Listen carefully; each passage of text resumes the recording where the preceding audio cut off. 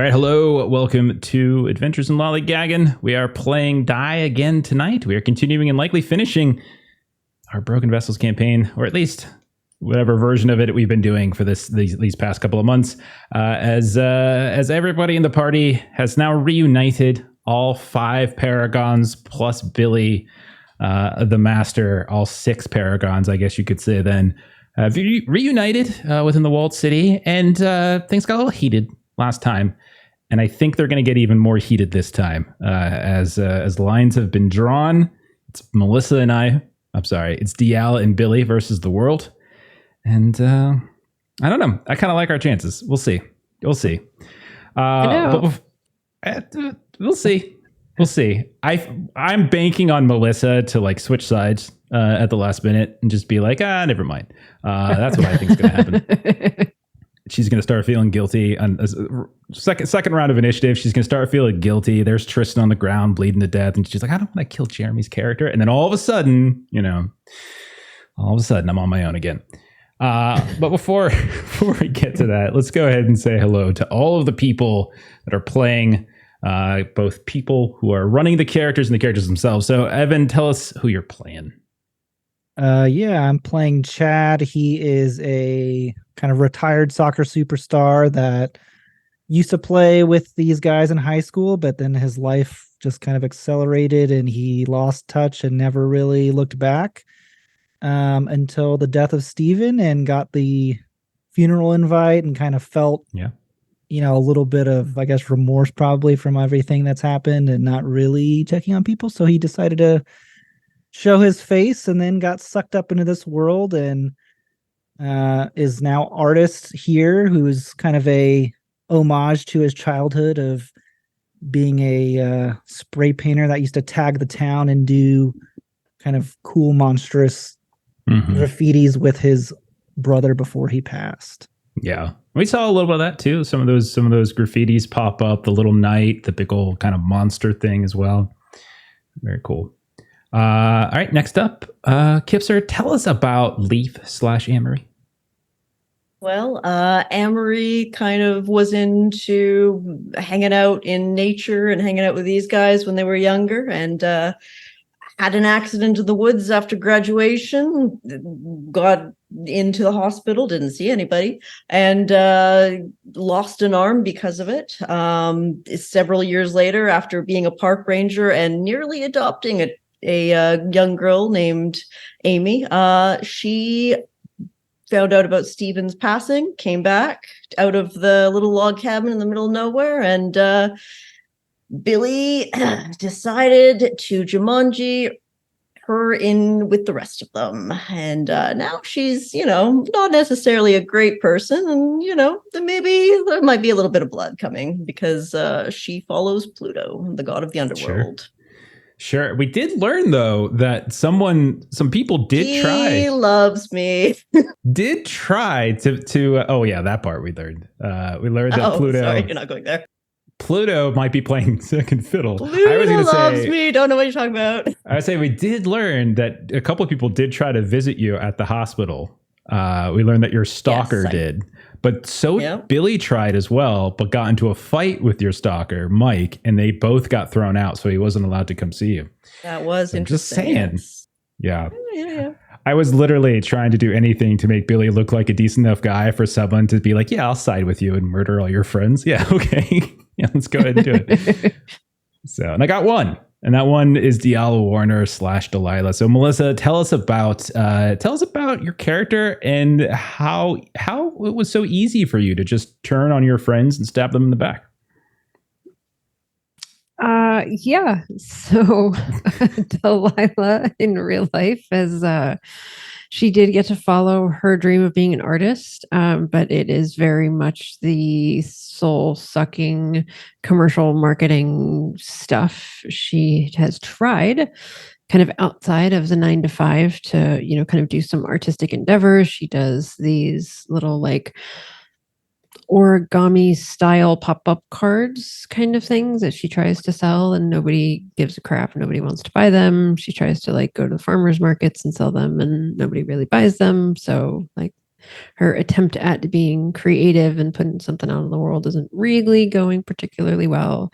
Her younger sister has kind of grown up to an adult and kind of does her own thing, and she got some plastic surgery, thought that would do good things for her romantic life, and her newest partner is clearly cheating on her. So this is a time in her life where if there was going to be some type of pull to an escapist, not deal with everybody's shit kind of a thing, then this seems to have been that time. It's true. Plus, we got to see that you met your mom. Your mom's here, right? So, like, there's that little surprise as your mom passed away a few years ago, and we got to see that Billy has recreated your mom in some way.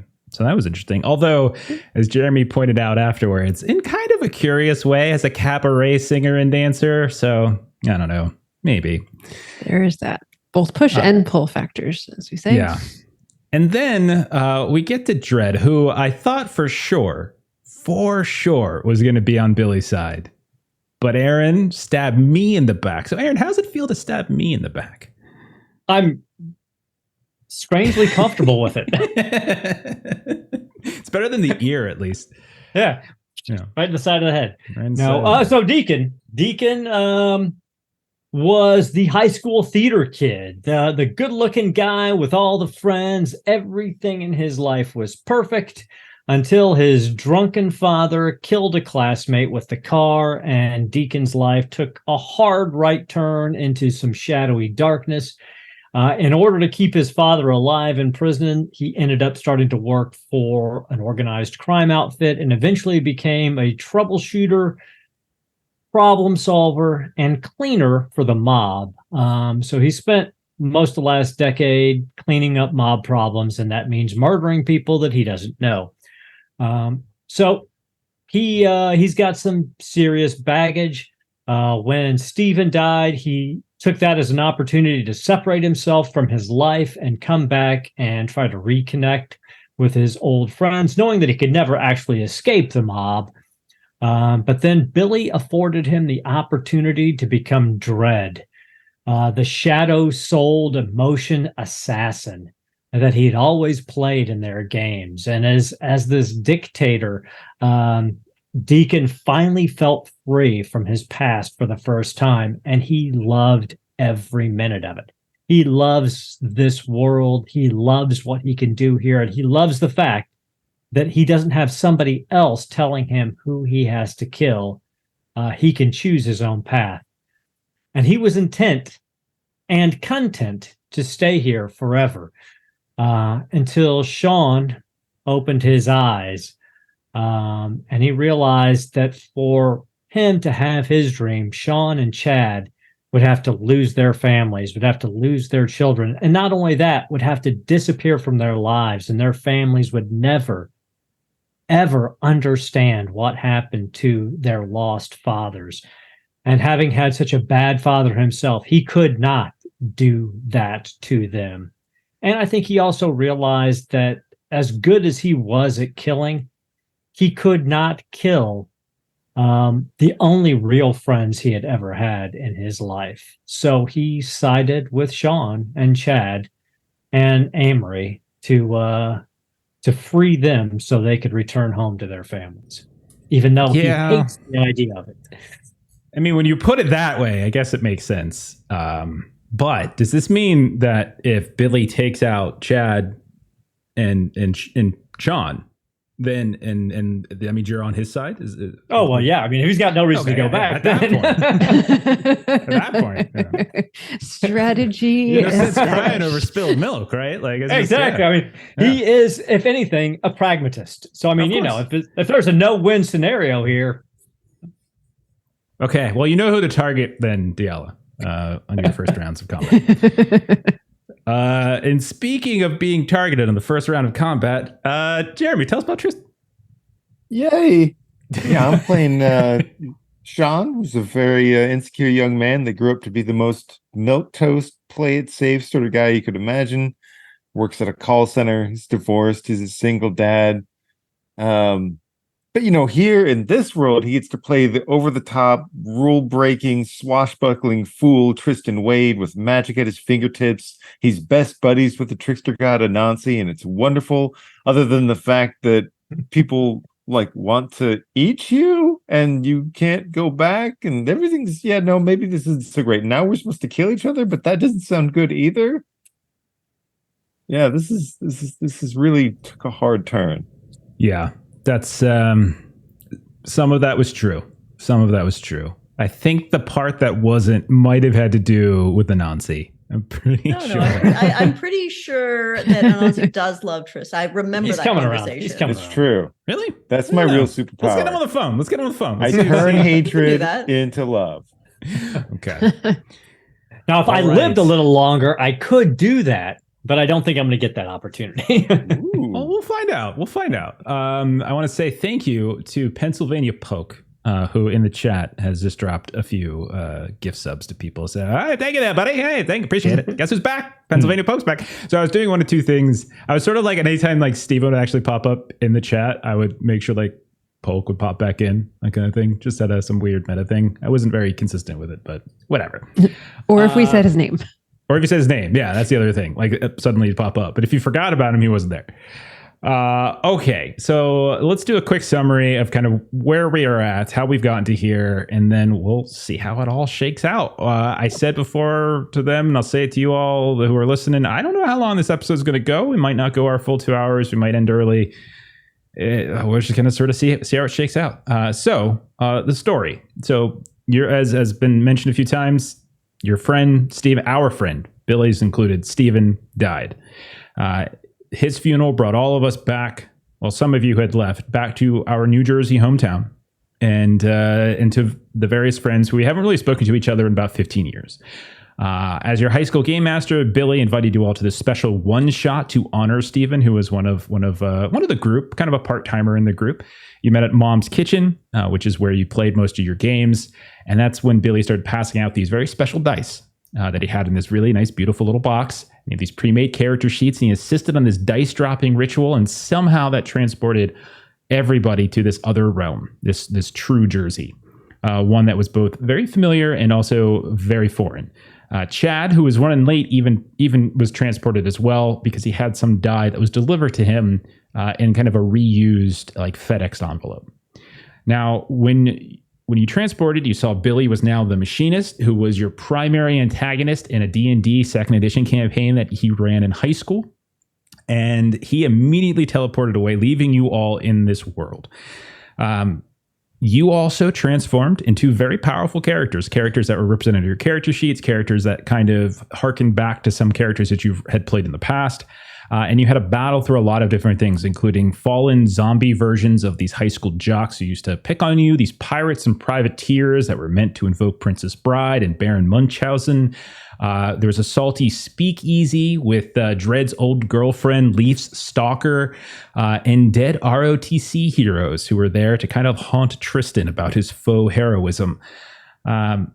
Eventually, you made it to the Sludge Factory, which you discovered was basically your old high school disguised as something else. All the while, signs along the way were pointing to the end of the world. You saw the sky was literally falling at times, earth with quaking, all sorts of different things.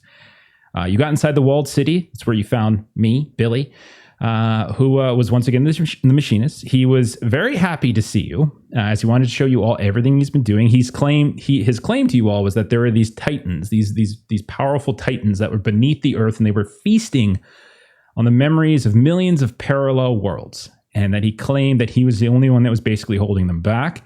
And he made the claim that he could recreate your lost loved ones here and die, as he has been trying to do for his own brother, Ronnie. We've seen it actually work in the case of Delilah's mother, who we learned was a cabaret singer. Chad's younger brother, Adam, who was actually painting certain set designs for various performances. And an orphan named Amy that no one else had known about, but somehow Billy seemed to know because he is a creeper. Now, the sight of Delilah's mother brought Delilah onto Billy's side. But the sight of Deacon's father and the realization that Sean was actually a really good dad and Chad was trying to hopefully one day be a really good dad, as Aaron has already eloquently put it, pushed Dredd to the other side. And then we kind of started to see how people just started falling into different places here and there. At one point, Dredd reached out and tried to use his dictator powers on Billy. It did not work. And so we are here now as the vote did not go well. And in order for the world not to collapse and implode upon itself, all players, all Paragons have to vote the same way. Either they vote to stay or they vote to leave, but they have to vote and they have to be unanimous. And dead people don't get to vote. So we're going to pick up right where we left off. And I think we're just going to kind of jump into combat. We are in and spilling out of the Clockwork Cabaret within the walled city. We can see that Billy is there with one of his automatons who has kind of been lurking behind him this whole time. Remember, there are also some people who are in like lab coats and stuff that were following at a distance from you all. You also hear the sounds of the earth shaking as the boots of these automatons are getting closer, as there are more that are coming. We can see there's a handful of folks within the cabaret that are just drinking. We can see Delilah's mother. We can see Adam. And part of this is kind of spilled onto the street as well. The earth periodically shakes. And we're going to dip into combat as Dredd tried to use an aggressive spell onto Billy. It did not work. And we are now going to go into initiative. But first to act is going to be Tristan or Artist, as both of you are at Dex 3. You just saw Dredd try to do something to Billy. Billy look over and just dismiss him. You hear the automatons coming. You see the automaton in the room with you is starting to posture aggressively. What do you two want to do? Know what you want to do, Chad? Okay, yeah, I'll ask. Where are we like located in this whole? So there was the main room where like all the tables are. Think of it like a big nightclub, and then there's a stage. Okay, and so you all are somewhere in there. We don't have to be too precise with it, but you're somewhere in there. Yeah, I think I can go. So I think Chad will. So he still has his stuff activated, his jetpack. So he's going to start to fly. As he's going to fly up towards like the ceiling, essentially, Sure. He's going to pass by Delilah, and it's kind of like slow motion as he's going to say something to her on the way, and he's going to say, "Delilah, snap out of it. You're going to kill many instead of just one." And then he continues flying up to the top, and he is going to just pull out his sci-fi pistols and shoot Billy, even though he thinks that's futile. Okay. So Billy does have a defense of 1. So go ahead and roll your attack. All right. Eliminate your first success, and then we'll see how it goes. 2, so he just takes 1 then. Okay. So you fire down, and you hear a ting as it just seems to kind of bounce off in some way from like this kind of exterior. He's got like a robe on, but it's like made of sheet metal, it seems. He's got this weird mechanical look to him, but you do hear it. Ping. He kind of looks down at it, and he looks at you, and he just sort of shakes his head at you. He's like, really? This is, just remember, you all started this. Which is bullshit, but whatever. Okay. Jeff knows it's bullshit, but That's fair. That's what he said. Okay. So that is Artist. He took a shot, didn't land, didn't do any lasting damage.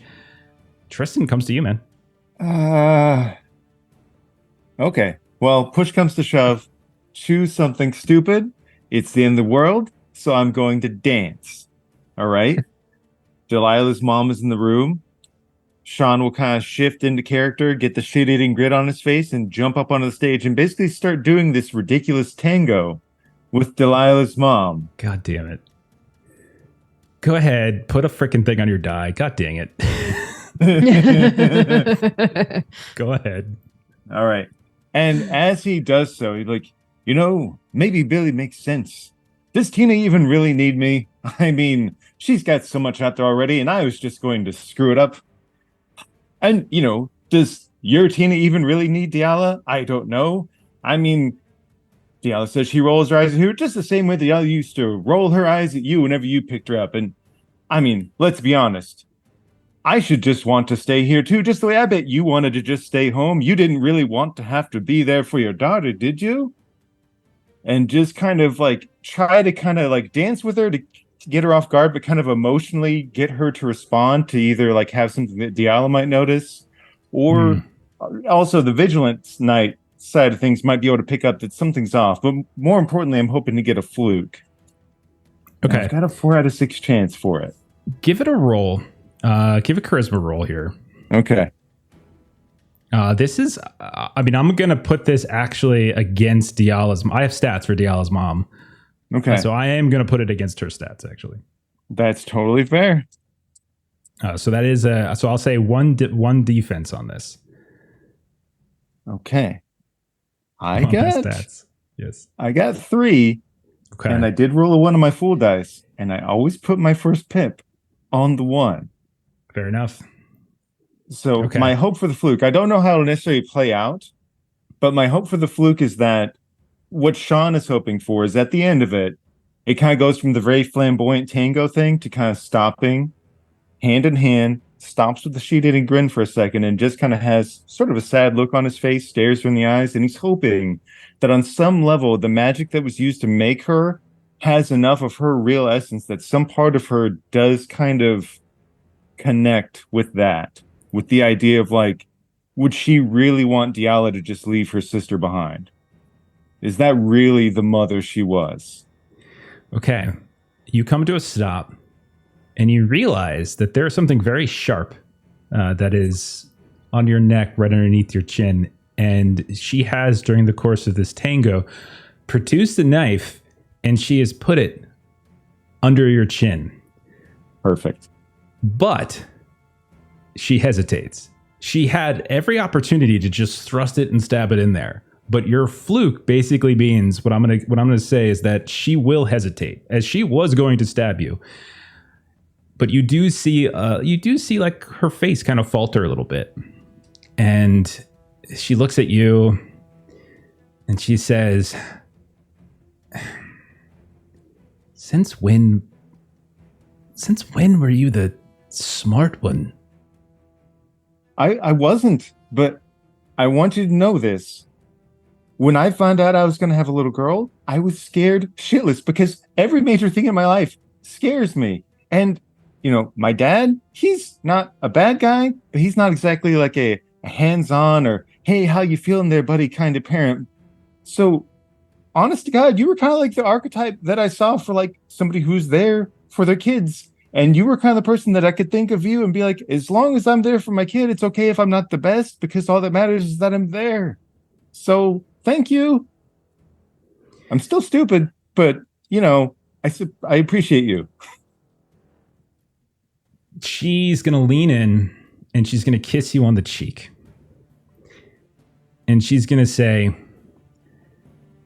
"You grew up well. And I'm very happy that you did." But, and she kind of looks over, and there's a touch of fear, actually, that you see kind of come over her face for a moment. And she whispers into your ear, "He made me. He can unmake me. I don't want to be dead again." And then she still has the knife at your throat, but you can feel that she is like, you can kind of like just the body language, you can feel her physically. She has you dead to rights if she just pushes the knife up, but she hasn't done it, and she's whispered in your ear. But then as she kind of like leans back, she rights herself again, and she throws back this laugh to sort of almost looks like she's trying to just play the role at this point. Okay. So I'm going to say she doesn't stab you. So when her turn comes around, she's not, I'm going, when her turn, because her turn will come up in a little bit, she's not going to stab you. Yay. Okay. So that was Tristan and Artist. So then we're going to go to the Dex 2. I'm going to have Machinist go. I'm going to have Billy go. Billy looks at you all like one by one, and you can see like there's this, like he's got that metal face, so his emotions are kind of hard to read, but you can tell there's a moment where almost like a drama mask, it gets almost excessively sad at this point, as it's kind of reflecting what he's feeling. And he just says, we could have a lot of fun here. You know, we could have a lot of fun. We could live for so long. We could get all the people back that we wanted to get back. And listen, I really love you guys, but I love Ronnie more. And I'm pretty sure Diala loves her mom more. So think a little hard on what you're going to do. And then he reaches out, and you can see he holds up his hand. His hand kind of shifts and twists and turns almost like he's a transformer, and it lights up on the end almost like a flashlight. And you see this little bits of like plasma cloud kind of shift out, this yellowish cloud, and it wraps around Diala. And Diala, you feel this sense of invigoration. You suddenly feel a little faster. You feel a little stronger. You feel a little more sturdy. You can see that this strange aura begins to surround you, as if an extra layer of protection. Everything you look at kind of slows down, and you're just processing even better and better. And then he says, go ahead and take out Sean and Chad first. Maybe the others will come around. I have better things to do. And at that, he turns around and he starts walking out of the club. And that'll be his turn. Then, to be fair, Diala's on my side currently. So let's go either to Leif or Dread then. Either or. One of you can go. I have an idea. Okay, Aaron, do you let's have an hear it. idea? Or Well, I was going to attempt to turn Diala, but yeah, go right ahead if you got something. So Leif, kind of seeing that Billy is leaving right now and that Diala has been pumped up, sees that the mum is got the knife, maybe not the trembling, to Tristan's throat. Pishia, God of Fate, year of the 2023s. Let's have a gamble. You watch as, we all like see this, but the rest of you don't. Leif, you see as like behind the bar, you just see a man just kind of stand up, very large, pronounced top knot, shaved head otherwise, very, very modern clothes, almost out of place, like very stylish looking clothes, like a vest. Is like his long sleeves are kind of wrapped up. You realize the vest is one of those full length vests. It's not just like the torso goes all the way to the ground. It's this beautiful flowing kind of green vest robe. And you can see that even though he looks fit, his face it's got this bit of age to him. Like the forehead is just like crinkled with wrinkles, and you can see his eyes have like crow's feet, and he's just kind of wiping down the bar, and he just kind of he sort of just conveys this sort of bartender wisdom. And he just says, I heard about you. I was wondering if I was going to get a call. I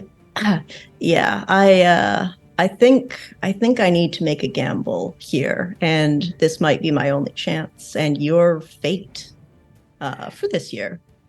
And you see him like reach down underneath, and he kind of picks up like this coin, and he just places it on the desk, on the countertop, and just kind of spins it around a little bit, and just continues to spin and spin. What kind of gamble are we talking about? Well, I want to see if we can't show Billy and Delilah what their lives would be like here for the next 10 years. And in exchange, 10 years of my life. 10 years of your life. Yeah. So you're staying here? No, not necessarily, but you can just... See, that's the thing. I don't really get the payment if you don't stay. What would be an adequate payment?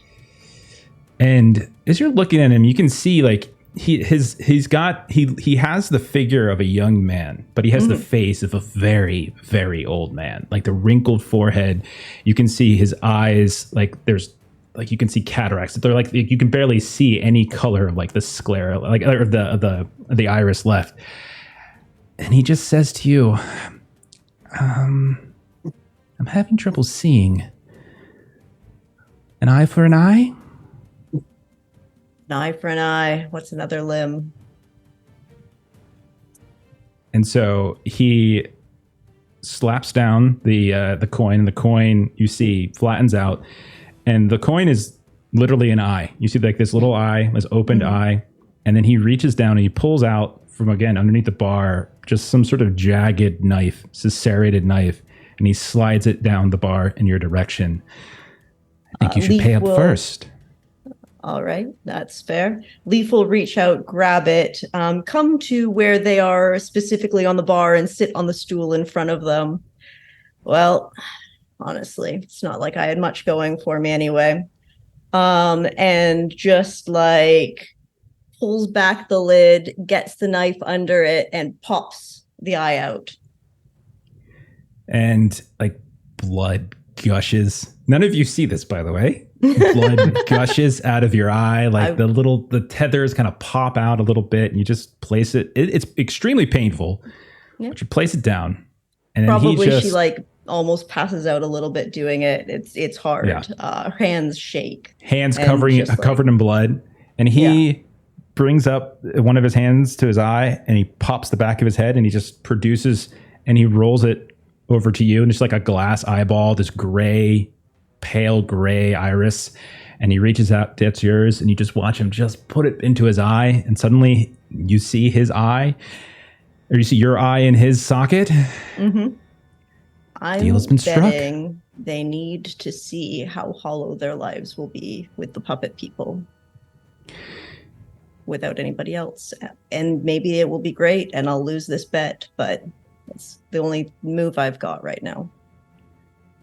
So he looks around. You can see like a kid with a new toy. Like he can actually see like a kid who's just got their first pair of glasses. As he looks around, pours himself a drink, pours you a drink, slides it over. Done. And then with that, you see him turn around and kind of just walk back to like the employee section, and in the door opens, swings shut, and he's gone. Time comes back. And those of you who are in the room with Leif, she's moved a little bit. She's over by the bar now, sitting down. Blood Facing away from you. is just all over her face. She's missing an eye, inexplicably so. And I'm going to say, Diala, as you're feeling this energy surge through you and you're getting ready to charge, and you look up, you see your mother, you see Sean, Tristan up there, but then this wave of kind of confusion washes over you, and I'm going to let you describe it. Since specifically you were asking him to show a bad outcome of of their life here, right? You were specifically asking. Gamble. I'm hoping Okay. It's going to feel like not great. Like, sure, Diala gets the mum, but it's clearly not. Clearly, they're scared of Billy, and Billy, over time, it's inevitable that he might see this, and I'm hoping that will be the outcome. That's the gamble. Okay. I'm going to roll a D100. Do you want high or low? Let's go high. Okay, so 51 or above, it is a bad out. It is like a bad vision. 1 to 50, It is a good vision. Yeah. I'm just going to roll it. It is 69. That's not even a joke. It is 69. So it is we're going to say it's a bad vision. So Diala, I want you narrate it for us. What is it that suddenly that you get this strange montage of images just suddenly pop into your head, like a memory just washing in that you never had? It's so vivid. What is the bad thing? Like what would Diala be fearing could potentially happen if she stays around here? And what does she see? Like what is it that's actually happening? So I'm thinking the first thing that she sees, because like she basically just agreed that this is going to have to be like a PvP kind of a thing. So I'm imagining maybe the first thing she sees is all of the rest of the party dead and bloody in front of her. So like the first thing might just be kind of a series of just dead bodies of all 4 of them. And kind of the aftermath that we saw before when she kind of ignites her kind of creative violence and, kind of that emotion comes out and all of that, just sort of that like aftermath of kind of the fire and all of that. And then the next image would be that like her mother is here and her mother's currently like younger and healthy. But it's basically going through the process of losing her mom again. So she stayed for her mom, and then it's like the exact same situation of she then sees her mom be ill and pass again. Some sort of illness, maybe not exactly the same, but flavored in a sort of fantasy setting. Okay. And it happens over the course of a few years for sure. And so you will return out of that image, out of that little flash, and we'll turn it to you as your turn. So Diala, it's your character. You do what you want to do with it, but that's what you see. So how are you going to react? And then it's your turn because Leif is just gone. It's going to go to you now, and then we'll go to Dread after that. So what does Diala do?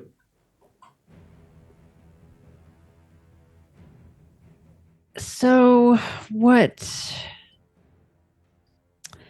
Diala wants to do is, okay, so she is kind of Vigilance Knight. So everything that she is focused on is sort of that, like being vigilant and sort of kind of always being on top of things. And so what she wants to try to do is see if she can do a draining on Tristan. So kind of what she's hoping for is that if she can kind of get that thinking to not be so like worrying about everything, being concerned about everything, that if she can drain that, then that might convince him to stay. Okay. So she will kind of be powering herself up in this kind of drain as well. All right. So you're still kind of on the side of stay, despite the images that you're seeing. I just want to make sure that's clear. Yes. Okay. All right. Walk us through the drain so that Jeremy knows what he's got to do. It is resistible. So it's a charisma roll, difficulty 0 to resist. Oh God. Okay. Charisma is his best stat. It's easy. Okay. Easy. I don't think I can use my fool die on it though, in fairness. So it's not. Well, I mean, it is a skill check.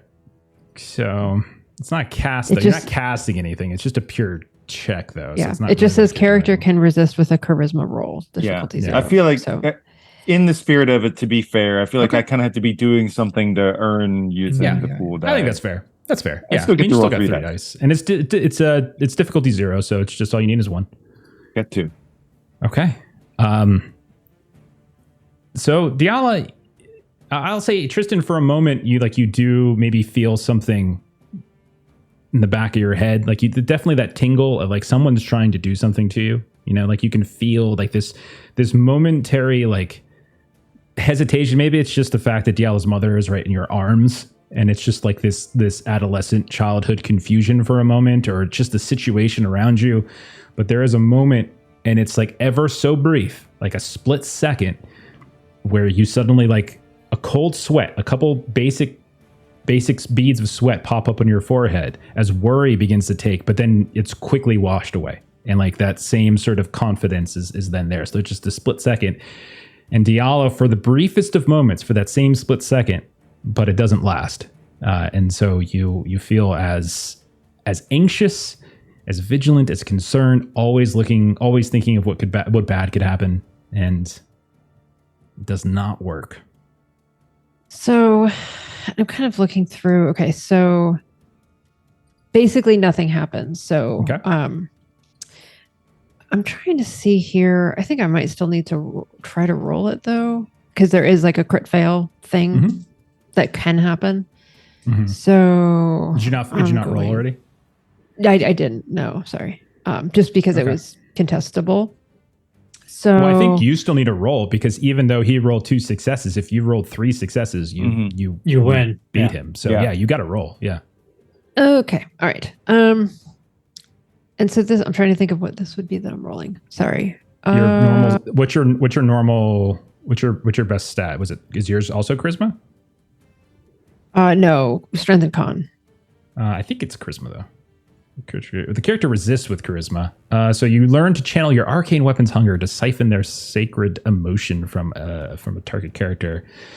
How strong an emotion the target was feeling. In this case, I don't have to do it because it's not at the GM. It's Jeremy. If it's 0, has no effect. Otherwise, has the maximum level. The emotion can be siphoned. So the character can resist for each success. A level of emotion is transferred from them to the emotion knight. Whatever you normally roll your tests with, let's just say that. Whiz. Yeah, because I think it still involves the weapon. So I think this is still kind of like whip sword is out and kind of being spun. And so almost like it would have been sort of like a draining kind of a thing. Yeah, I don't see it here in the handout. It might be in the bigger book, but on your basic character sheet, I don't see it. So let's just whatever you normally roll your test with. Let's just say we do that. Okay.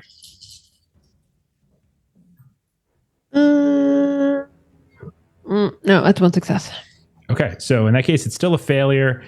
So everything I just said did in fact happen. Your emotion stays the same. You gain no levels of emotion. There's that brief moment where it almost seems like it might work, but then it falls and it falters. Okay. And so the whip is involved. So it's like you can kind of tell. Like I'm doing Basically- something. Like I'm Okay. it's out, but I'm not striking someone with it, so I must be doing something. Okay. Yeah. Yeah. Maybe for a moment you even hear the voice like Tristan, like of the sword in your head as like it's kind of going through like taunting Diala, and for a moment you hear it as well, and that might give you the recognition to realize that Diala is trying to mess with you or something like that. It's okay. I'm not even angry. Okay. I get it. I don't want to fight you. I don't want you to get hurt. All right, Diala, that was your turn. We're going to turn to Dread.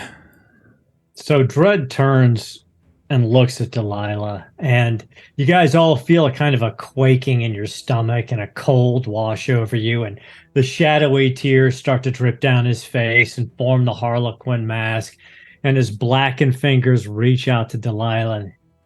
Delilah, I know you're afraid to hurt us.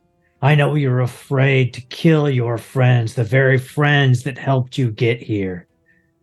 I know in the end that you're afraid of staying here because you know this is all shadows. You're afraid that if you don't stand against Billy with us, you'll simply become another one of his puppets. So I'm going to attempt to control Delilah and flip her to our side.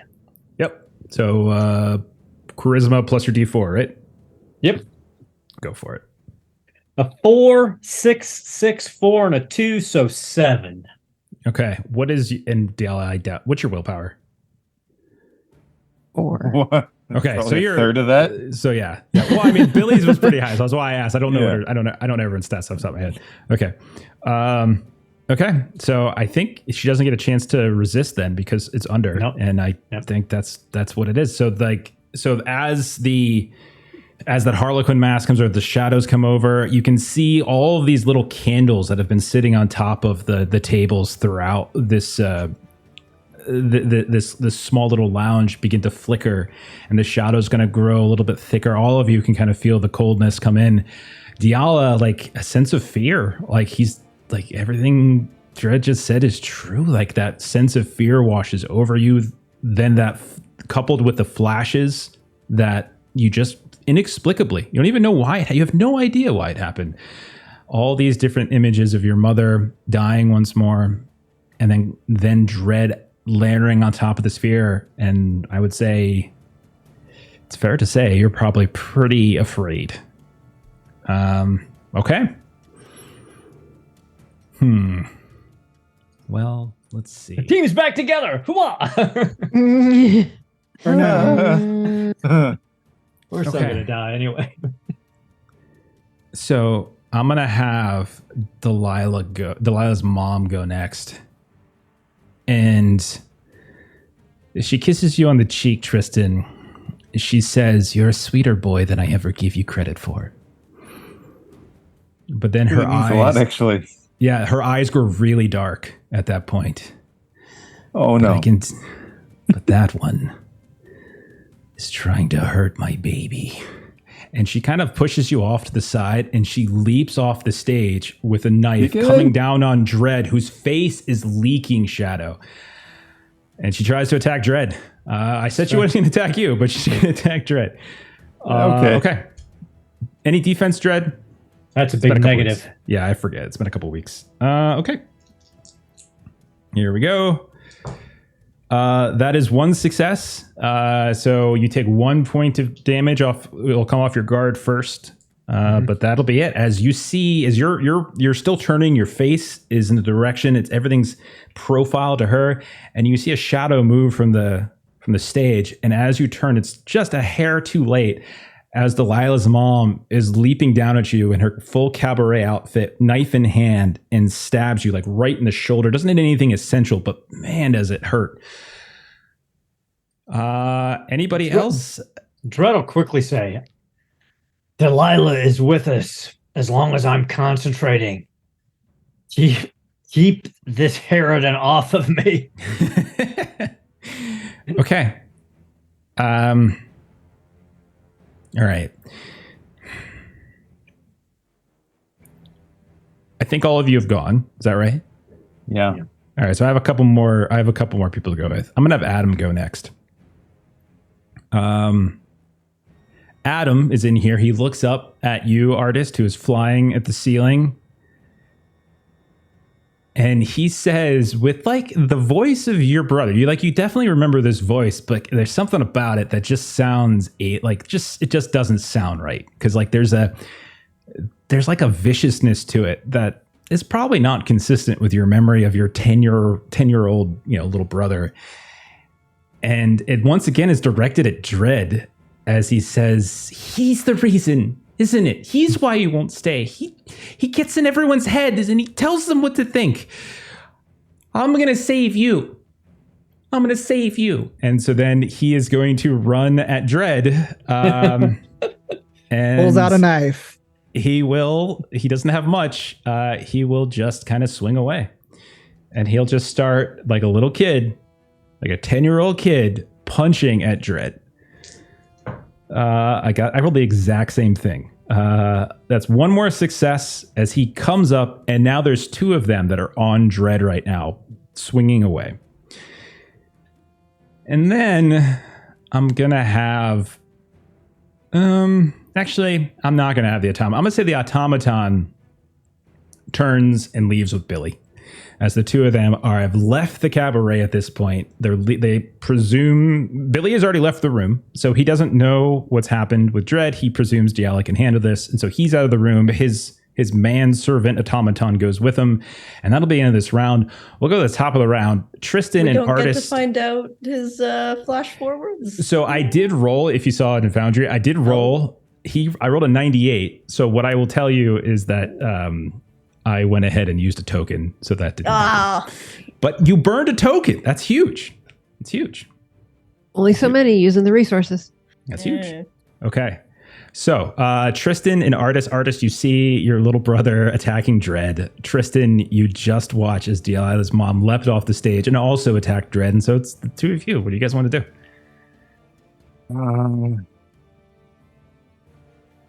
I don't know. Do you want to Dredge looks a little beat up at this point. Yeah, I can go first. So I had a question. So when we saw Billy and we see he's like part machine, I guess I'm not even asked the question. I think this is what Artist is going to do and just try, because he just tried to shoot him. It didn't really work. Absolutely. So Artist is going to fly like towards a window and look down at like where Billy's walking out. Mm-hmm. And you see as he flies to the window, he pulls out his spray paint cans and he starts spraying like a console. You see the keyboards come out in neon colors and he starts typing. And then you see as he does, there's like a kind of like a spray paint image of the floating AI Adam like in the center. And then he's going to try and basically like kind of hack Billy because he's like part machine, and see if he can like hack him to either walk back into the room or hack him to like disturb his next turn. something like that, where he's just trying to disrupt what's happening. Keep him from fleeing, basically. Yeah, or going away? yeah. yeah. I Like maybe it. like it goes into like one of his legs and it buckles his knee or something, and he kind of gets stuck there. At least that's what he wants to try to do. I think that's great. Let's roll an int test. I think I'm going to put his defensive 1 on it. So we'll call it difficulty 1 int test, and this is, we'll say 1 success will get him to stop. If you get a 6, so we'll just put like a special on this. If you get a 6, maybe you can do something more with that. But otherwise, a success, 1 success is enough to get him to stop. All right. And then I don't get that. So you're going to need a total of 2 successes to make it work. Oh, and don't forget, by the way, flashbacks. We forgot about this because it's been 2 weeks. If you have a flashback you want to do, you can get advantage on things. Okay. So artist, you pull out the console, you see the code, and your instincts are actually pretty right, even though he has this grimy steampunk look to him. As you're you can see he has like software somehow. Like his suit seems to be powered in some ways by similar powers that you have. Like you could see like fair gold kind of coursing through some of his equipment, the robe, the shielding around him. But as you kind of get through there, you realize he's got like these firewalls and you're trying to hack, and like you get locked out of the system. Billy turns over, he kind of looks over his shoulder and he just kind of shakes his head. And he says to the automaton that was walking behind him, "Deal with this, then bring Diala to the machineries. We have more important things to do." And then the ground begins to shake. And he's like, "They're waking. I cannot be distracted by these people." As he seems increasingly unstable. And he'll continue walking, but his automaton will turn around. Okay. Tristan, you're back inside. You see Dredd being beat up by some familiar faces. Is any of what that happened out there visible from like the window or whatever? Sure, or? no problem. Yeah, we'll say there's a big enough window that you can see that the automaton turned around, is like kind of looking up at Artist, who's sort of floating in the sky, or at least floating maybe inside, looking out the window. And Billy has, I'll say Tristan at this point, moved out of your vision. So you get this sense that he's continuing to just kind of hustle away. Oh, God.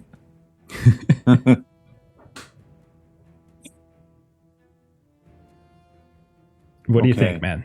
It's up to you. I think he'll tell Jeeves to cover Deacon, and Tristan will leap out the window, which shatters because there's glass. You just of course, you just action movie jump through this pane window, and it shatters. Jump through the pane window, issue. Slide through the automaton's legs like an absolute idiot, not standing directly in front of it. And it's like leaning down to get you as you go right underneath its legs. Of course, ignore it and call out to Billy. Okay. What do you say? You're like 12-year-old boy voice just cracks across the street. I think it is so stressful. Perfect. Hold on, let me try that again. Ask her, I'm not doing the Tristan voice. Billy! Billy, give me just a second. All right, look. And I'm going to use my fool's prep to pull out a notebook page, another notebook page, and just page after page, and ring binders of all sorts. Do you recognize these? Huh? These are your campaign notes from God knows how many years. All right? And so none of the emotional shit works with you. I get that. But you know what I know about you? There's something you've made very clear that you don't do. You don't railroad. But this bullshit right now, you are fucking railroading us to a conclusion. And you know it. Look at all these fucking times that you improv. You said, we got to take a break here, buddy, and we're going to change things up because we did something incredibly stupid. And you're the one who always said, you don't have to fucking kill everybody. There's always another way. There's another fucking way, Billy. You got shit you need to go do? Let us help you. Let's all work together. And then let's go home. But railroading? Buddy, that's not you. And I have the goddamn evidence in front of me to prove it. Roll a charisma test. Difficulty. I'm going to actually set a difficulty of 2 on this because I don't think he's actually railroading you technically, as he gave you guys a choice. I know he's not, but I'm trying to emotionally. So like logic isn't on your side, and that's why I'm increasing his difficulty, because Billy is a very logical guy. So I'll say he really is. But I also kind of like, part of the reason I want to use the Fool's Prep to pull out all these things is I also want to have like sort of that montage flashback of Billy always like having this huge thing planned, and then we do something completely different, and just he would always take that moment to be like,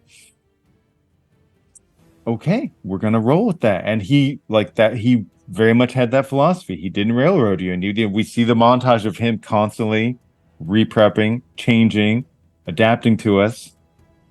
So I'm gonna roll 5 dice. Roll 5 dice. You're gonna need at least 3 successes because the first 2 are gonna get removed for the difficulty.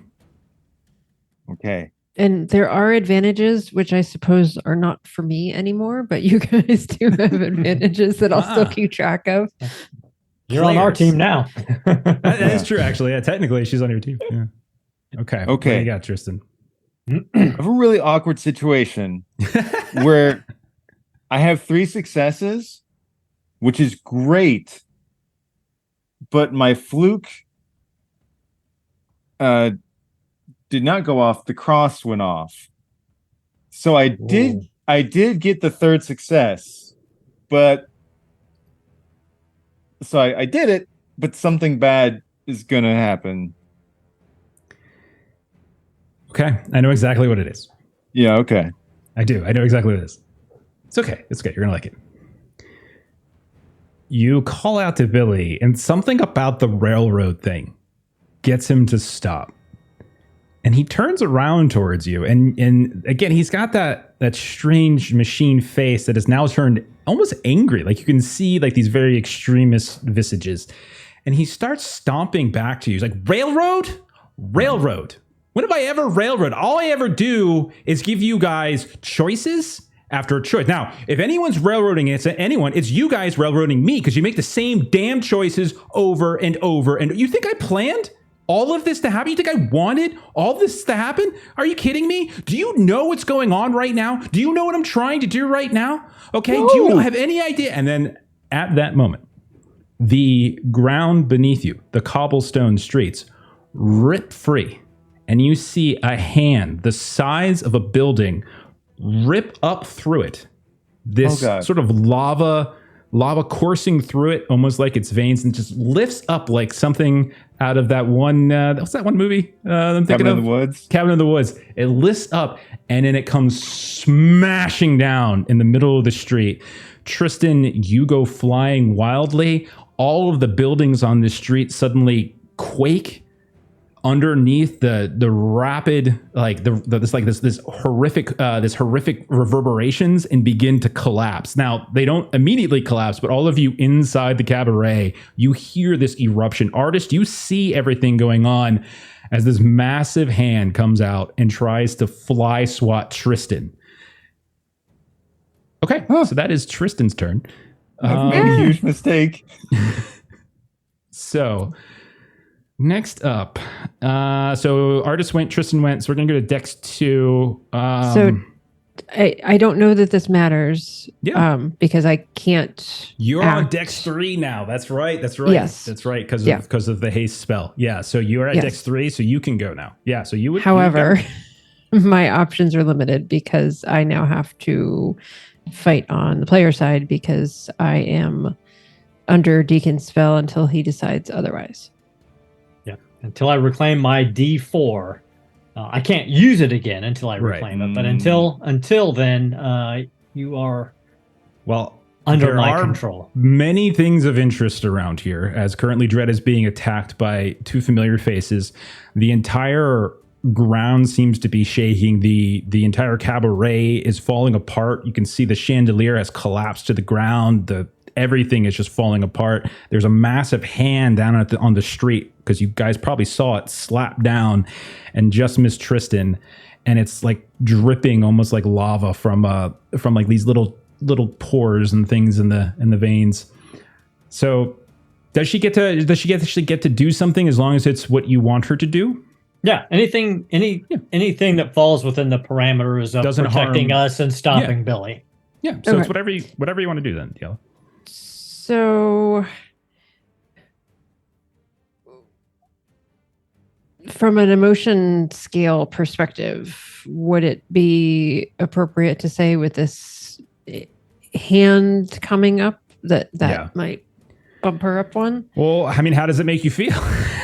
Alarm, concern, right?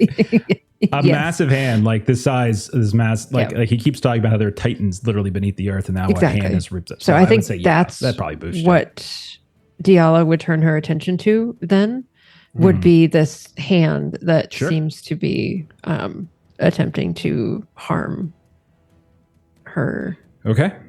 traveling So you- companions. Do you run outside?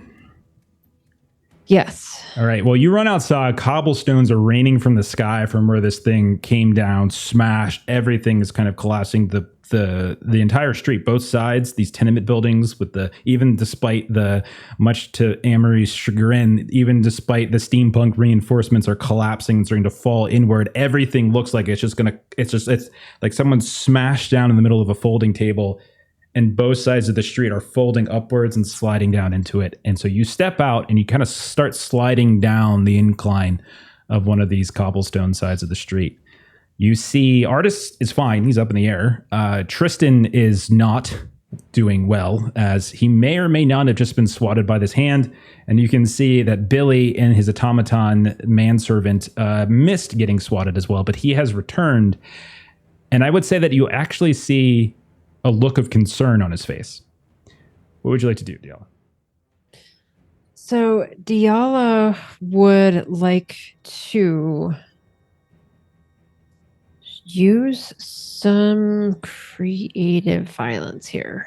So I would say she kind of comes out, and so she had already been spinning the whip sword when she was trying to do the emotion draining of Tristan. So it's kind of already out.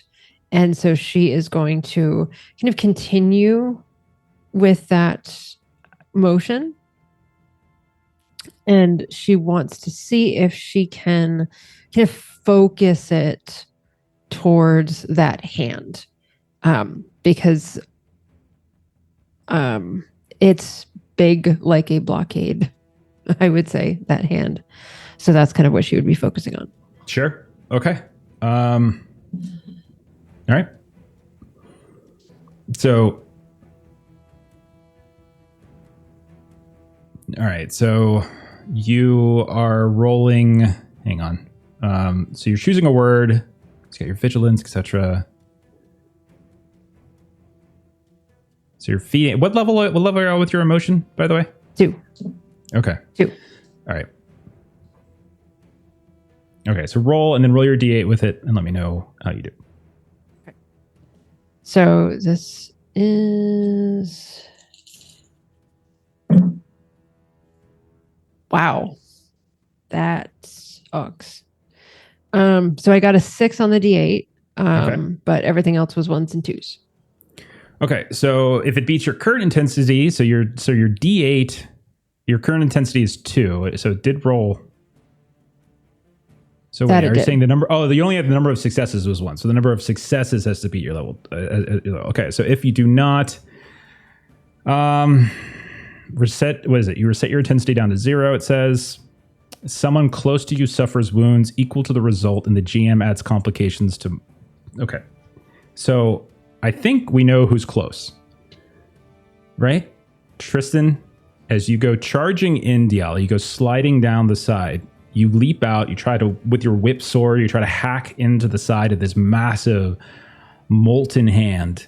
And as you do, the hand moves back a little bit faster than you think, and maybe your balance isn't quite off as the cobblestones wrench free. And as you swing down, you realize that Tristan had rolled off to the side and didn't actually get swatted, but your whip sword slashes down and actually hits him for 1 point of damage. I think it's all it was. So you'll go ahead and lose a guard. And so now, Tristan, Diala's attacking you. I'm trying so hard not to fight any of you. Please stop. Okay. And you see Diallo is clearly like looking in the direction of the hand, And so you sort of see a look on her face that like that was not the direction that she was aiming. Oh my God, it's so creepy. And of course you hear her sword, of course, just berating her as always, like, you're failing again. You're failing again. Stop that. You're such a jerk. All right. So let's go back inside then, as Diala's mother's going to try to stab Dread once more. All right. That's another success. There's one more point of damage on Dread. Who knew when we were in character creation and she was bringing snacks to a diner that this is where we would be with her? What happened to her? You ran outside. You could have done something. You could have talked your mom down. You ran out of the thing. Nice. All right. So then it's either Leif or Dread's turn before I kill him without him. So I'm pretty close. I think you're down to probably 1 health left or something. Oh, yeah. maybe? No, I'm going to die this round. Yes. Yeah. I have a small hope to ask for something after they do a thing. Okay. Well, I mean, they both have a chance to do something to interfere with it. So I'll let. But there's the two one of you other go. person there with them too. Oh yeah, Jeeves. Yeah, that's right. Right? Okay. Tiny Okay. little Jeeves and Adam. Yeah, like the opposite of a Titan versus Titan fight. The two little tykes He's wrestling. 10 years old. He's not that small. He's not a toddler. He's 10 years old. He's fun. I just love the idea of a child and a robot fighting because I'm a horrible person. No, that sounds delightful, actually. But we'll go to Leif or Dread. Either of you, whichever order. Either one of you gets to go, and then Adam will get to go. So, which of you wants to go? Go right ahead, Leif. All right. Leif will look back at Dread, slam her One eye. skeletal, one eye, one remaining eye, the other one just a perpetual waterfall of blood coming down the side of her face. She takes her skeletal hand, also a replacement, slams it onto the ground, this sort of the green sort of flame echoing out, and she is going to draw it up and try to pull skeletons back up with her as she casts skeletons. Okay. Which is also I would like to use one audience dice for the first Unless time. it's keeping track. Yeah. Thank you. And that is a 4 and a 6. Unfortunately, I haven't activated my Reaper yet, so I can't heal you at the same time. But as two skeletons sort of rise, the ground already crackling cracks a little bit more directly in that spot, and two skeletons rise up. And Leif will kind of look back with one eye at Dread again and go, you can disappear in the woods. And she's going to give the skeletons a set of keys to a really crappy old Toyota and a cabin somewhere in the woods, and direct them to defend Dread and do as he says, so that they will push the other NPCs away, and then grab her scythe, and she's going to start walking outside. Okay. So we'll say from the ruptures in the ground that are already forming from the colossal creature outside crawling up from underneath the ground, you see the skeletons like crawl out, and they're sort of, their jagged movement form, and they leap between Dread and Adam and Dread and Delia. So there's a skeleton on either side of you, Dread, that is sort of almost creating a protective barrier between you and them. Leif, you grab your scythe and you go outside. You see that again, it's like a folding table has been smashed down the middle. Dread and Tristan are both kind of in that channel in the middle. And you can see the hand is kind of coming back up. And you can see Billy is kind of down the street a bit as well. It's going to be Adam's turn. Adam, since the skeleton's in the way, he'll attack the skeleton instead. As Dread he can't quite get the Dread, we'll say. That's out of the box. That's a miss, actually. 2 and a 3. So he starts swinging away. He's like punching at the skeleton. And the skeleton's like shifting and moving. And every time he shifts and moves in that Zoetrip fashion, like the fist misses. Almost accidentally hits Dread at one point, too. Wouldn't that have been funny? That would have been fun. And then Dread, it's your turn. And the Dreads. skeletons do hand you that set of keys as well as commanded. Yep. Thanks. He's pissed. Dread's pissed. He's getting beat up by shadow people. So he's gonna free Delilah. He pulls his dice back from her, and he looks at Delilah's mom in the eyes, and he says, "You're afraid to die? Well, you should be afraid of the fact that you're not alive to begin with." And he'll crush her, or try to. I mean, I think she already was right there. That was pretty cool, man. But no, yeah, go right ahead. She's got 1 defense actually. So, Well, I'm do 3 on the D4 Oh, yeah, you're and doing- a 6 and a 4, so 5. Does that exceed her willpower? it does. She has a 4 willpower. Yes, it does. Okay. So you tell me what do you think happens here? I think she explodes into shadows and mist, Mhm. and just wails and collapses. You're a vigilant, Diala, but you went down to 0, right? Yes. Okay. Yes.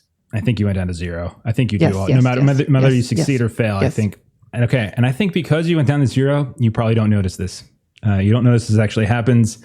But Leif, you might have seen it. Artist, you might have seen it. But I'm gonna say that Diallo at 0, you don't, as there's this palpable shadow dust that's kind of flickering in the air a bit, and there's a small screech, but the sounds that are coming from this creature coming up from the earth are just so loud. The buildings are crashing and creaking, like you just don't quite hear the sounds of your mother being ripped into tiny little pieces of shadow.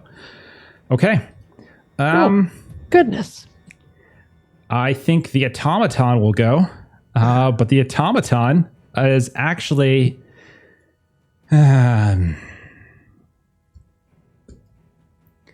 Billy will tell it to deal with the bigger issue, literally, and it will attack the hand that is trying to swat Tristan into tiny little pieces. So Diala and Tristan, Diala, you feel your emotions suddenly become yours once more. You feel the control of dread start to fade.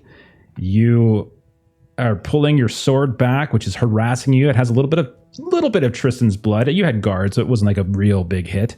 But Tristan is laying there in the rubble where he kind of hid, luckily, to dodge out of the way of things. You hear the crunch, crunch, crunch. Tristan, you look up. There is an automaton standing right above you, has you dead to rights. But instead of actually attacking you, you see it turns, and it's going to essentially just try to sort of rip through the wrist of this thing that is kind of lingering above. So I'm going to see if it can do anything. And so with this massive hand, it just swings free. That's a lot of dice. And I only roll 1 success, so that sucks. I'm rolling pretty cold tonight. All right. I mean, 1 still hits it. It doesn't do much, but you can see, Tristan, instead of attacking you, it swings out and a chunk of that molten wrist erupts from where the automaton hits.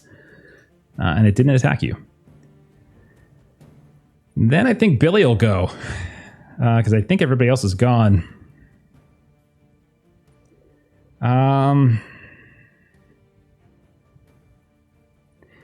Tristan, you hear Billy's voice.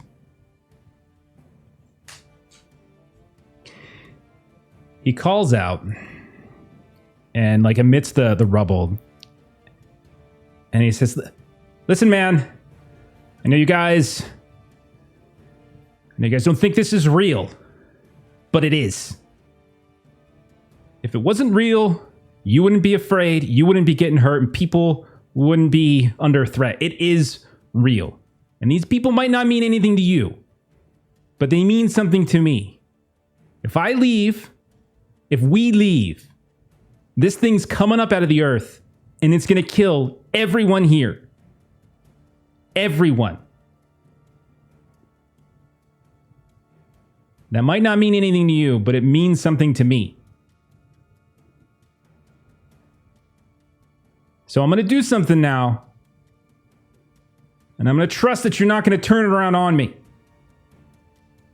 And you watch as the small little box in his chest starts to whirl. And you see this like circular aura begin to expand, change colors, and then kind of explode. And everybody within the area, you get battle blessing. So all of you get essentially an enhanced attack. So I'm going to say this is. I'll give it to Leif. I'll give it to Dread. Everyone can get it, basically. You get advantage on attacks during the duration of the combat, assuming I can pass the spell, which I don't see why I wouldn't. He's got a lot of int. Yeah, he's fine. So all of you get advantage on attacks as you feel invigorated in many ways. So advantage on any attacks. We'll go to the top of the round, and I'm going to have this creature go. That's coming up out of the ground as it is higher stats than you all, and it is going to smash down again into the area where I think everybody but Dread is at this point, because I think Anne-Marie said she went outside, and another big massive hit's going to come down. That's going to be 2 successes. So if you have defense, who has defense? Tristan, you have defense. Leif, you have defense. Diala. Artist, I think you're fine because you're flying in the air, so I don't think this is going to affect you. But the other 3 take 1 point off your guard as the hand comes down again and explodes again in the area, and so take 1 point of loss. Oh dear. And that'll be its turn. Tristan, Artist, and Diala are next on the tier. Diala will wait on you because we don't know where you're at yet. So Tristan or Artist, you're up next. And Artist, you heard everything that Billy just shouted out, of course. I mean, of course, it means something to you. And it means something to us, too. We're scared of dying. We want out of here. But you know what? Yes. This is so easy. We just kick this thing's ass. Then your people are fine. And then it's cool for us all to go home. Right? Right. And I'll just run, jump onto the back of his automaton, jump off the automaton, and start stabbing at the hand with the sword. Nice. All right. Go right ahead. Absolutely. Okay. Oh, goodness. Battle blessing, so awesome. That's great. Yeah, so, you get advantage on all your attacks. That's so many dice. I love it. It could be really bad, too, if you put that on the automatons. Automatons. That's a lot of dice they're rolling. So, I only get, even with the extra dice, I only get 2 successes. But still, it's like a giant hand. You can only do so much. Yeah, I mean, you're basically like the automaton did. You're chunking away at it, but the thing is so huge. You're just ripping tiny pieces off of it, but you are doing it. But it's like smashing against a brick wall. It's little by little. It's barely fracturing, but a little bit is. But one of the successes was at least a 6. So somehow, while he's standing there, between a couple of the knuckles, like a dumbass, he'll just look down at Billy, give a thumbs up. I could do this all day. Come on. Billy looks at you, and for a moment you see a grin come on his face, actually, but then it quickly fades. Yeah. Artist. All right, I have a question. So this lava titan creature comes out. Can we see molten earth beneath it, or is you do at the very base, where the hand's coming out, not necessarily where Tristan and Diala are, but yeah, you do see it. Okay, so I think during all of this been going on, and after he failed the hacking, we see Artis is the modem or whatever he was, the monitor, whatever he was doing, disappears, and he's been drawing a new image next to it. Mm-hmm. And we see kind of the dark monster that he typically does, but for the first time you see, instead of the little knight, you see the neon warrior depicted. An artist is going to, with 26 miles per hour, charge into Billy into the lava and try and tackle him into the lava. Okay. And I have a question while I do that. He wants to see if he can try and pull off Fairgold while it's happening, while he's just dive bombing him into the lava. I think we'll make that a special. So if you roll and you succeed, you have any extra 6s, maybe you might be able to do that. So you're trying to tackle him into the lava. You're trying to knock him into that lava. Yeah. I assume you're trying to knock him into it, and you don't also want to go into. No, he's going to sacrifice himself. Okay. That's why he drew himself instead of Adam in the picture. Okay, so it's the image that's doing it, not artist. No, himself. it's artist. Okay. It's just he's drawing. This is flashback. Is like going back to his. That's my Okay. flashback. Big damn hero moment. Okay. All right. So he's gonna try and tackle him. So we get an advantage, and then I get an. You can have more than one advantage, or no? Yeah, you can just keep adding extra d6s. All right. Aw. I So he applaud gets 3 heroics. and 2 6s. Too. Okay, so he does have a defensive 1, so one of those 6s gets taken, but the other 6 is there for you to tackle him into it. The two of you can go going down into this lava. All right. So as he gets it, then I can activate overcharge, and he can overcharge his cybernetic enhancement to be sealed, so you can survive in hard vacuum and other outlandish environments. Oh, okay, yeah, for sure. Tricky. Okay, I like it. So, okay. I don't think I have rules for lava, but I imagine it hurts really, really bad. Good gracious. I'm sacrificing myself. Oh, I've got a thing I had an for it, idea. so, It's great. I think it's I fantastic. never knew. I wasn't sure it was gonna work, but I had an idea. It's so good. I don't want to spend. Oh, I gotta roll a d10 too. Let's see for the overcharge. It is odd, so it works perfectly. Okay. So you watch then so Tristan, you just jumped onto the automaton, you're hacking, you're smashing away. You look over, you see this grin momentarily on Billy's face, and then you see this flash of speed as Artist tackles him from his position where he just buffed everybody into the lava. And then you could probably see the sort of the protective shield kind of come over for a moment, like a bzzz, like that little automation, and Billy disappears into the lava, and there is Artist sinking as well. Has not changed the fact that there is this giant hand now in the street still. does it mean we're not buffed anymore? It's for the duration of the combat, so you are still buffed, and I'm glad you've got your freaking priorities, Melissa. That was my character that just got thrown into the lava. Okay. F in the chat for Billy. But what about my 1 dice? F in the chat for Billy. Okay. Well, we have this Titan that we need to try to fight. That happens. That's going to be really. Well, I mean, that's the end of his turn. hard. I can't say anything. So All that happens. Okay. So then that is the end of Tristan's turn. We'll go down and actually not Tristan, Artist, and then Tristan also went. Diala, you are on Dex 3 still. You are super buffed. You just saw all of this happen. You just had the spell of dreads fall from your mind. You have not, I know you, Melissa, heard it, but you have not heard or seen what happened to your mother inside. Yeah. So the Titan seemed like the thing that we were gonna attack. And then that happened. It is undoubtedly extremely threatening, as it's like the entire, like again, it is bringing the entire avenue boulevard down on everything in this sort of slow crumble into which a growing fissure of lava into which both Artist and Billy just went. I know, and I don't have anything that can do anything about the lava stuff that just happened. Son of a... Yeah, I can't do anything about jumping in lava. So I'm just gonna have to try to attack the Titan with the buff that I have and see if I can do that. So what is the ruling on whether or not I can take audience advantages or not?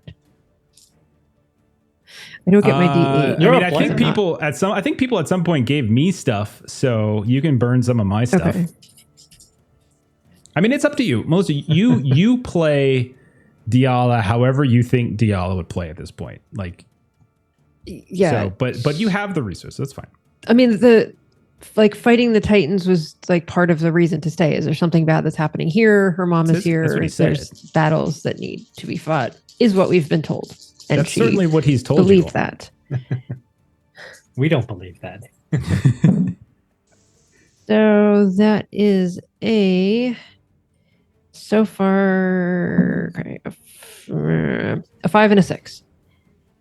Hey, that hits, and you're attacking the Titan. So you and Tristan, you're hacking away at this thing, and you are like a giant, massive tree. You're like hacking into. You see a big wedge has now been cut into the side. It's kind of collapsing. It's trying to like pull itself up further, but it seems like the weight of the city is kind of keeping it from coming up any further. But you can see the fissure is continuing to grow. But yeah, you've almost hacked through about halfway through the wrist.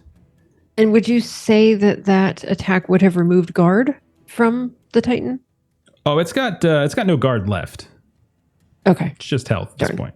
That's the one special that I've got. So Yeah. I don't have a special for the 6. So. Tristan and the automaton cleared its guard, so it's only health Okay. now. Okay. All right. Sorry. All right. Dex level 2. We've got Leif and we've got Dread. What do you guys want to do? Leif is going to pull and activate Reaper. You see the sort of the green spreading from her skeletal hand up and around the scythe she carries. And she's going to slash down at the air, and a bunch of little coins that might appear on someone's eye come out and shoot towards this Titan hand, as she is quite shocked about Billy, but this thing's right in front of her. Yeah, some shit's gone down out here. Yep. Yeah. Okay, so my gosh. I did get a 6, as which means that my special got triggered. So a thread, a little golden thread that might be quite similar to something you've seen before, suddenly shoots out back towards Dread as he gains a health back. Thank you. And she is going to, and 3 coins appear in the air and shoot towards the Titan hand. Okay. So 3 damage. Am I interpreting that right? Okay. Yes. 3 damage is enough as you watch rapid fire. These coins kind of hit one after the other, each kind of almost growing a little larger each time, kind of coming almost horizontal, and one after the other kind of cuts through until finally the last one cuts through the entirety of it. And you watch as everything from about the wrist, not quite the forearm, but the wrist upwards just collapses like a tree that's just been cut down. And the rest of the arm seeps back into the earth.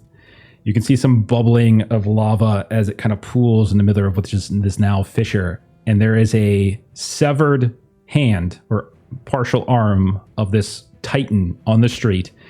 The entire street is in shambles.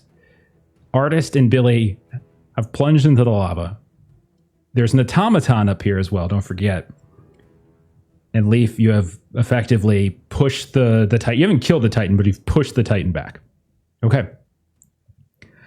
I'll go with Adam, who actually no.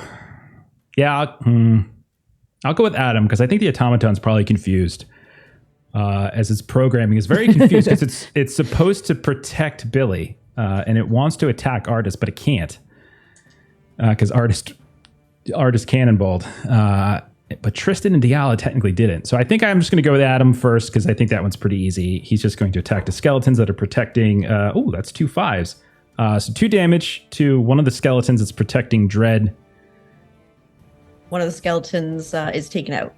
It just kind of rips. It's just reaching in like he's like trying to sabotage an engine, just ripping bones out. So this thing eventually falls and collapses. And then Dread comes to you, man. You hear a shudder, and you look out, and you can see the severed hand out here. What do you want to do? Dread jogs a little away from Psycho Adam. And the skeleton and Jeeves, and so he can see Delilah. Delilah, I freed you in a moment of fear. I stole your agency, but that was wrong. Just like this is wrong. Your mother just tried to kill me because Billy told her to? Is that something your mother would do? This isn't our people. Don't you see that by now? I see that you don't. It's all right.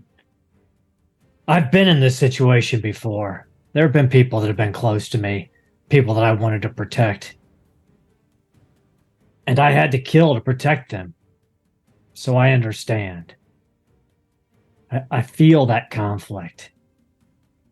I hope you understand. I hope I understand what. Dred's going to try to kill Delilah. Oh my god. So, Oh, no. I'll take the advantage dice for the flashback.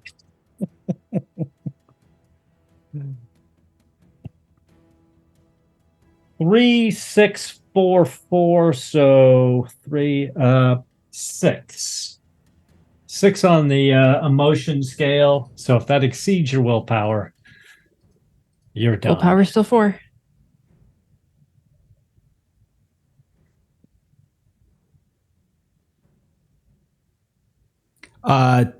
Jeff's going to intervene on this one because it's not automatic kill. It's kill or incapacitate. Or incapacitate. Yep, absolutely. So I feel because she is a paragon of some power, we'll say it's less. It's a lot different to do this against her than it is to against somebody else. And so we'll say that the shadow wraps around, folds in on her, but unlike Michelle, who is just like kind of pushed off to the side and disappeared into this darkness, Diala, you just fall. You just collapse onto the ground, and there is like this constant swirl of like these shadowy chains around you. That makes, because I don't think Dred doesn't want to do this anyway, so that makes a lot more sense. So she's just like, understand what? And her face just sort of gets stuck in that like quizzical, like she was starting to connect the like, wait a minute, you say you kill things, and then you said that my mom tried to attack you, and what happened? Oh, nothing. Dred was also pretty sure that Delilah would kill him as soon as she found out. Yeah. So. Oh yes. Oh, absolutely. Don't worry. She's not. She was never alive to begin with, so that's fine. Okay. I think the automaton will actually go now.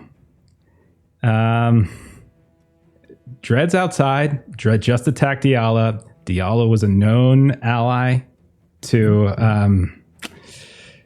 Billy. I think the automaton is going to charge at Dred. I feel like that's it's very simple programming. Threats against Billy and allies. Diala's his ally, at least the last it was. And so I think Dred has presented himself as a target. Okay. And it will charge in and roll 5 dice. You have any defense? We've already gone through that. God, no, yeah. Okay. Dred's gonna get smashed like a pancake. I'm rolling like such shit, but I rolled a 4 and a 6. 4 is a success, right? Oh yeah. Mm-hmm. That's 2 successes. So 2 points. If you have any guard, take it off first. Otherwise, it's 2 points of damage. Dred's done. So Dred, again, you're like not, a pancake. You're not dead, but you too. So as you finish off your incapacitation of Diala, the automaton just chomps across the battlefield and just pummels Dred in the back of his neck, and Dred collapses to the ground. Leif, Tristan, you see all this. You're the only 2 remaining now. Oh as god. Artists that you know of. We'll get to artists in a sec. That you know of. As you see 2 of them on the ground, Diala wrapped up in shadow chains, Dred unconscious and about to be pummeled to death by an automaton, and Artisan Billy in a fissure of lava. Let's keep initiative. We'll go up to Tristan and Artist as you're both at Dex 3. So we'll start with Artist. Why don't we start with Artist? Artist, Okay. you had a shield, right? Mm-hmm. Okay. You were rolling your Neo die last time around. Yeah, so it went off perfectly. That was for the overcharge. Okay.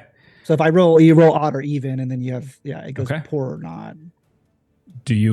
So what do you do, Artist? We'll say you. Does he like disintegrate in my hands, or? I will say you hear a horrible yelp of pain, and then everything just becomes Like feels nothing like in your loose. hands. Yeah, like I feel nothing. Yeah, it's just like this. Everything. It feels like there's sludge in your hands. Okay. Then artist, I guess he feels protected at least enough for right now, right? Like he obviously didn't melt immediately. Yeah. I would say you would probably not want to stay in here for too No, long. yeah. But, So I think there's like a bit of surprise, right? Because it was such a gamble. So there's like this kind of moment where he realizes, kind of looks at his hands and sees there's nothing in them. And he is going to shoot up and say, I vote to leave. He's right. You can do it. Anyone can call it at any point. But the rules, again, are that if somebody says something other than what was previously said, restart. Right now, Leif and Tristan are there. Dread and Diala are there, but unconscious. So kind of a tricky gray area there. But he doesn't know, right? He coming out of lava, right. So he has no idea what happened. Totally. It's just what he would do because Billy's dead. Okay. Turn to Tristan and Leif. Okay. So was I able to see I see them go into the lava. Do I see Billy does Billy's... not come out? Yeah. Well, yeah.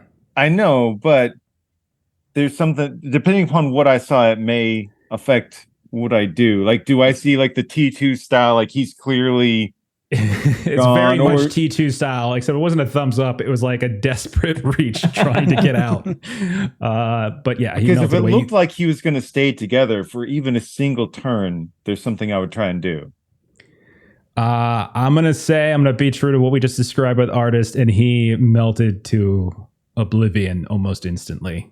Yeah. And maybe like the embers of the metal of him is like coming off as he flies up or something. Yeah, like there's that chunk of the lava that is discolored by the combo of the metal armor that he was wearing, but he very clearly has been obliterated by this lava. Okay. Well, I had something really stupid I would have done otherwise, but I'm personally grateful not to do it. I'm not going to tell you not to. I actually had a way to do it, but I'm not going to do it. Yeah. When all else fails, basically. So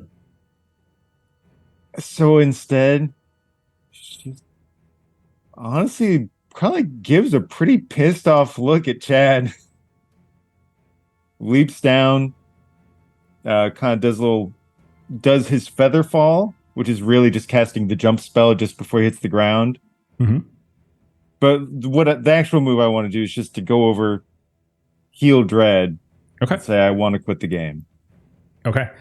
So I think that's just a charisma check for you, right? To cast your heal. And once again, you're channeling Anansi as you reach down, spiderwebs form. Yeah. I love all right. it. So I got 6. And when I get a 6, you actually get 2 health. Oh, thank you. Okay. So Dread, your eyes come up. Maybe Anansi's happy to hear that I want to leave. You're doing that right in the shadow of this automaton that's like rearing back. So if you linger too long, this automaton could still hurt you guys. But you're right there. It's not his turn yet. I'm going to wait on that. So Artist is gone. Tristan, and then once Dread is awake, you say it. Repeat what Artist says. You want to leave. Then we'll come down to Leif and Dread, and Diala is still there. So it's just a question of how you guys want to handle that. But Leif and Dread are up next. Leif was actually going to also heal Dread, but they will look over towards Diala. Sigh, run over, and they're going to heal Diala. And kind of looking down at them, their hands around Diala's face, like eye to eye as they wake up and go, I want to leave. This is not good. But also, Pluto, a moment. Oh my. I didn't know if we were going to get another chance. So once more, we see the portal kind of open. We see the endless fields in front, and we see the Reaper God. We see Pluto stepping out, and hidden in the tall grasses of the fields, you can see like little skeletal bodies kind of hiding around working. And he's got an attitude. You need something. What is it? Yeah, look, I'm a shithead, but I will make a deal that I think you might want. One last time, let them say goodbye to whatever spirits they need to say goodbye to. Bring the mum back for a second. Bring anybody that they need to say goodbye to. Bring Billy back so they can say goodbye for but a moment before they can move on and leave. And I will give you my bones, my blood, my sinew, my spirit. I will. You see his eyes go like really wide. Let them say goodbye, and then this is This is a big ask. Yeah, and I will give you. I will stay with you here forever with you. I will. You can have my spirit in the underworld with you. You see his eyes kind of grow wide. This dark grin comes across his face, and he says, "Done." And the portal, like that kind of showed him, grows in size. And did you want this for Diala alone, or did you want this for like Tristan and Artis and Dread? Tristan, Artis, Dread, Diala. Okay. So all of you are suddenly in a field. More specifically, you're in kind of a flattened version surrounded by field. And you will see that, much like the image described, Leif, the harvest, the field is scattered about with various bones. And as you guys are all standing there, Diala, you're conscious, you're awake. Dread, you're conscious, you're awake. You're not feeling any pain, etc. And you see like this little, none of you see Pluto, only Leif does. But you do see like the waving around of grass. And you see stepping out from that grass, we see familiar faces. We see Diala's mother step out. We see Billy step out. We see Adam. We see Dread for the first time. Your mother steps out as Billy did make that promise. And all of them step out. And they're kind of looking at you. They're exactly as you last remembered them. Not in the world, but as you remembered seeing them. And you don't see any lava. You don't see the destruction of the town. You are in this little pocket universe for a moment. And I will turn it over to you. No initiative. Just how do you all handle this? Deacon would approach as the spirit of his mother, hold out his hands. Her hand will come out, and there's like she's there. She's kind of corporeal, but you can tell there's this little ethereal tether. So like it takes a second for her hand's full corporeal feeling to kind of grasp onto you. She's not fully there. But then she kind of puts the other hand up to your face and kind of like against your cheek. And you can feel it's very cool, but it is her. And she smiles. Mama, I know that this probably isn't real, but in this moment, in this remembered past, it is. I'm just so happy to see you. I'm so happy that you never saw what I became, the things I've done. I just hope and pray that wherever you are when you look down on me, you remember who I could have been, not who I became. I hope you're at peace. She leans close, embraces you. You hear her voice, and she says, "My Deacon boy, whenever I think of you, whenever I see you, you only ever have to be, and you only ever were one thing, my son." And she just pulls you tight. After a moment, she releases, and you see her like last lingering touch on your face, and then she turns back around and disappears into the field.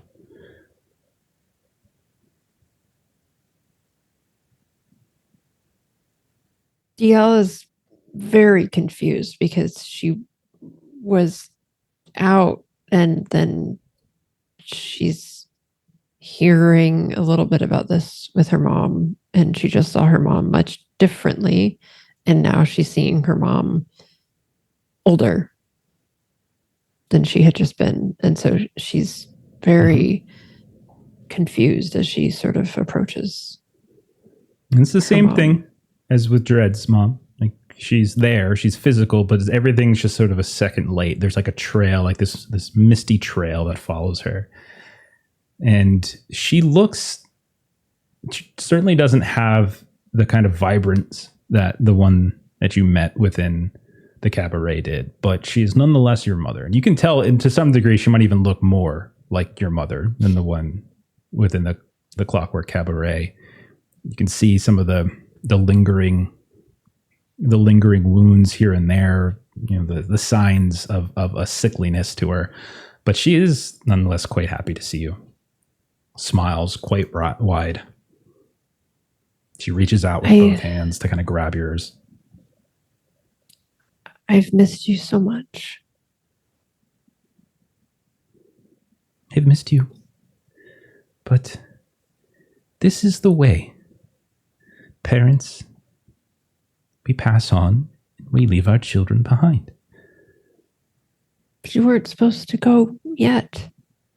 Who says when we're supposed to go? I got to see you, and I got to see Tina. You grew. But I tried to be her. I tried to be you for her. I don't think I succeeded. Well, you shouldn't try to be me. You should only be yourself. That's more than she'll ever need. Beyond that, children do better than their parents. Do more than just me. Be yourself. And help Tina be herself, too. You were the only one who had faith in me as me. I don't think that's true. And she kind of looks back, and her eyes scan over your friends actually for a little bit. And they look at Chad, they look at Deacon, they look at Amory, they look at Sean. Sean, you even get a small, very faint grin, like a little thing you see. It's just a little extra smile. No, I don't think I'm the only one. I think the real problem, Diala, is that you never had faith in yourself.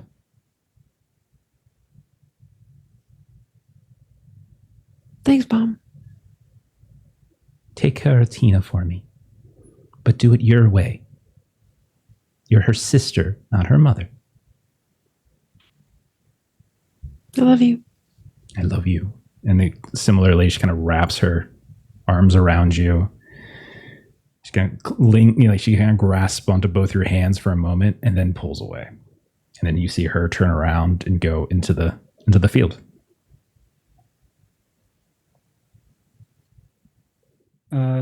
Artist will step up next, and I imagine we see kind of the less healthy version of Adam. Yeah. And you see Artist will kind of bend over, kind of get on one knee and point his back towards Adam, and he'll be like, "One last ride, bud."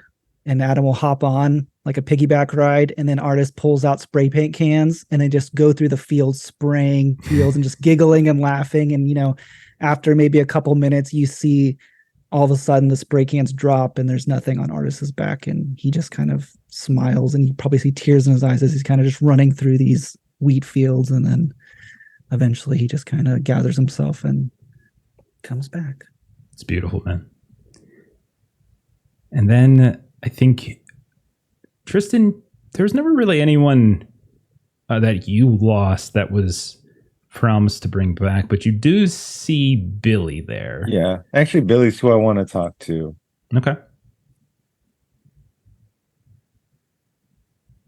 I'm sorry. I know you worked so hard all the time, and I spoiled your fun a lot. But I hope not too much. And the whole railroading thing, that was bullshit. and you knew it was bullshit. I was just trying to. I'm sorry. That was kind of dirty pool on my part, and I was really excited to fight the Titan with you, and I think I'm kind of glad I didn't have to find out, because I'm really worried I would have chickened out if it had actually come to it. But for a second, I thought I was going to jump in the lava for you, and then it wasn't an option. But I really hope that it would have. You see, like, he keeps, as you're going and you're talking almost kind of fast, like trying to get words out. He keeps trying to interrupt you, and eventually he's like, Sean, it's okay, man. And I'm sorry. This isn't how I wanted this to work, but yeah, you didn't ruin my fun. You made it better. You know, you all made it better. Like, I plan and I strategize, and, you know, I forget sometimes there's the human element, and that plans are meant to be adjusted or broken, or I don't know what I'm saying. All I'm saying is that you're my friend. You're all my friends, and I wasn't a very good one to you. No, it's very true. And he's just like avoiding eye contact with everybody else at this point. But he kind of just puts that hand on your shoulder, Sean, and he just kind of leans in, and he's just like, I know you would have hopped in. You would have. When push comes to shove, you're one of the most courageous people I know. But you're smart because you don't let it get that far. Because pushing and shoving, all it ever does is get people hurt. I still love you. I'm really sorry. Oh. And he just kind of like pats you on the back. And as he's doing so, you can see the hand kind of get like progressively lesser. And he just says, as he starts to fade back in, see you soon. Kind of disappears into the grass. And at that point, you guys are in the field. And I think that was probably it that would be there. And it's just you all. And I believe it's Tristan who said it. I believe Artis said it. I believe Leif said it. Did Dread say it? Not yet.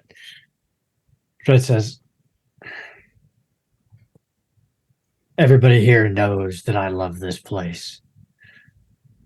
But Sean, Chad, I love both of you more. I've forgotten that for most of my life, it feels like, but I want to go home for you.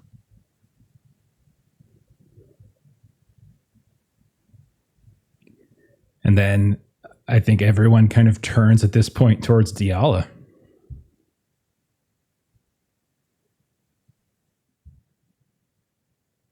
You see Diala kind of wiping her eyes.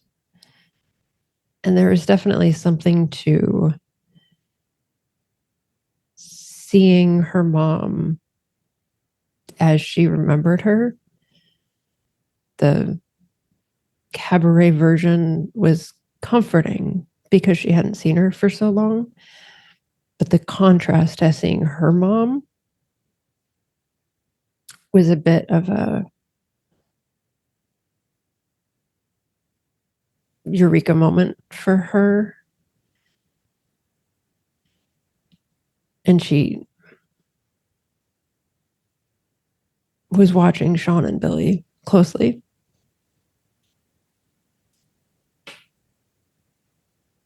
And it seemed as if Billy was at peace.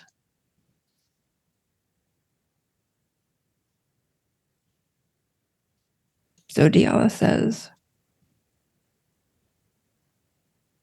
game is over.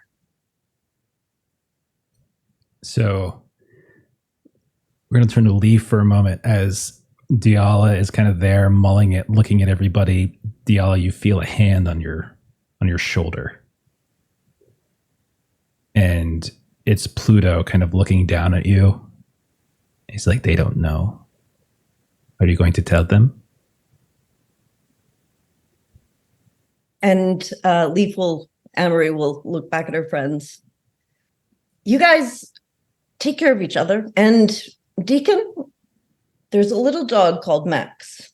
He better still be alive. And she'll fade. And like that, she starts to fade away. You all see for the very briefest of moments the contours of Pluto as the two of them kind of walk into this field. You are momentarily brought back to this street within the walled city, this confused automaton. But just like that, your bright light, sound of grinding metal. You get lost for a moment, and then you all wake up. And for three of you, you were sitting within, like, you remember this exactly where you were. But Chad, like, might be a little bit more awkward. But you suddenly find yourselves in the booth at Mom's Kitchen. And you can see that there are 6 of you at this booth, this corner booth.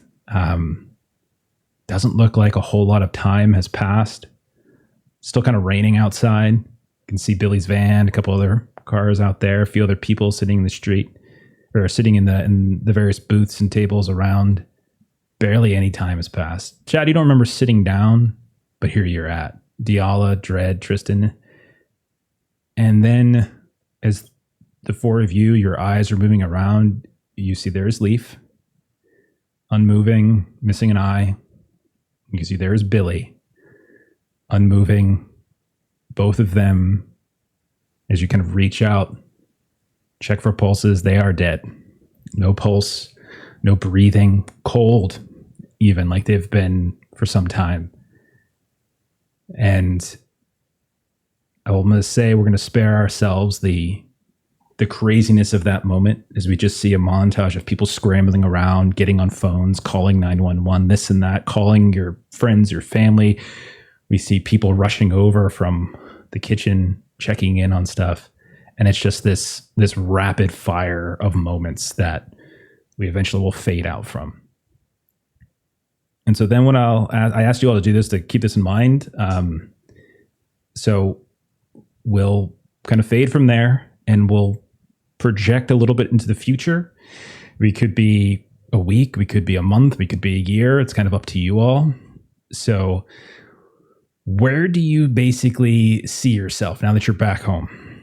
So how has it changed you? Like, how are things different for you? Like, how has this experience and what, when you all returned, was waiting for you? How has that changed you? So yeah, we'll start with Chad. We'll just go around the order. So Chad, how did this whole entire experience within Die shape you?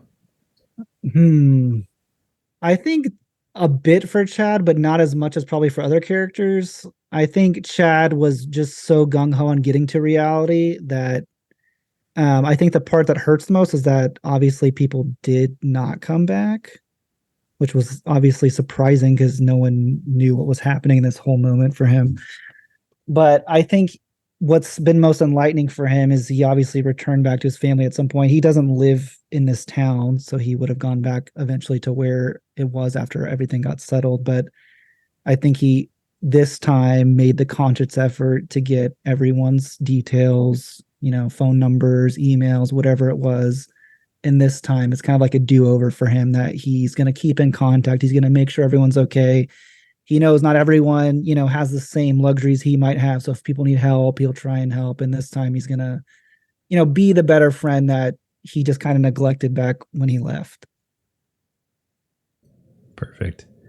Amory, I know that you didn't make it back like Billy, but how would you think that the world or anything around would have changed with your absence? Like with you not being around, how might things have changed with your work, with any people you're connected to, extended family, anything?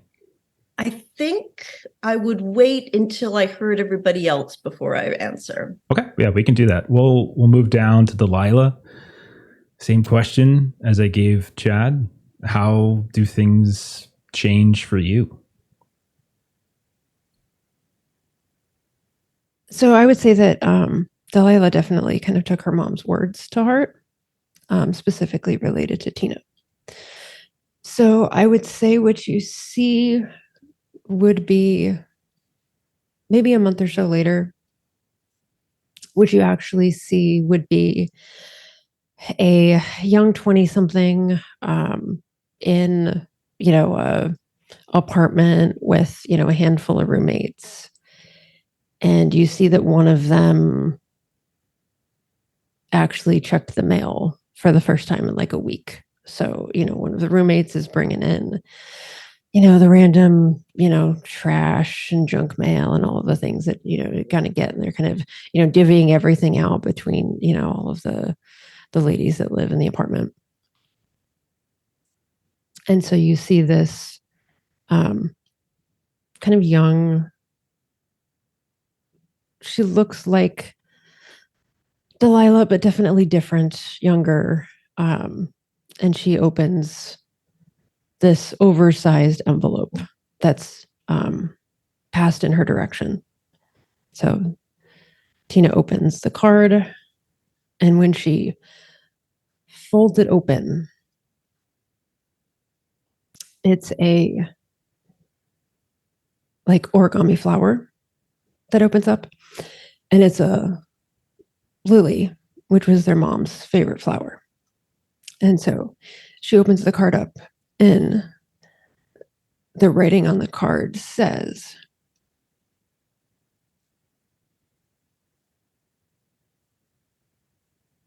"Dear Tina,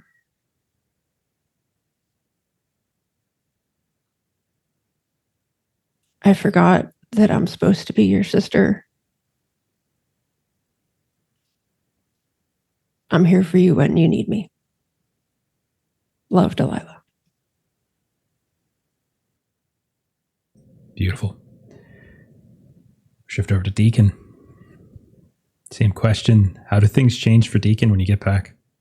So I think a couple of years have passed, and we open up and we see Deacon laying in a hammock.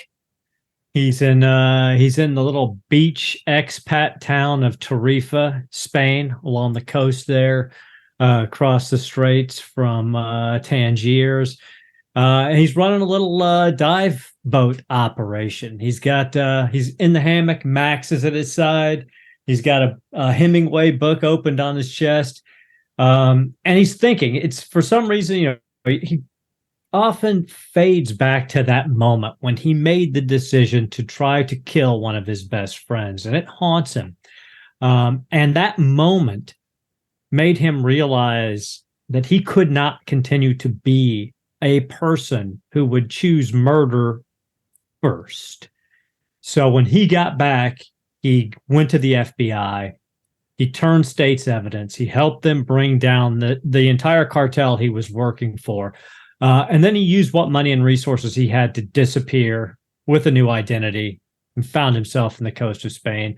And every day he starts trying to write a letter to Delilah to apologize for trying to murder her in a dream world. And he never could get past the first paragraph because it's complete shit and he doesn't even know what to do with it.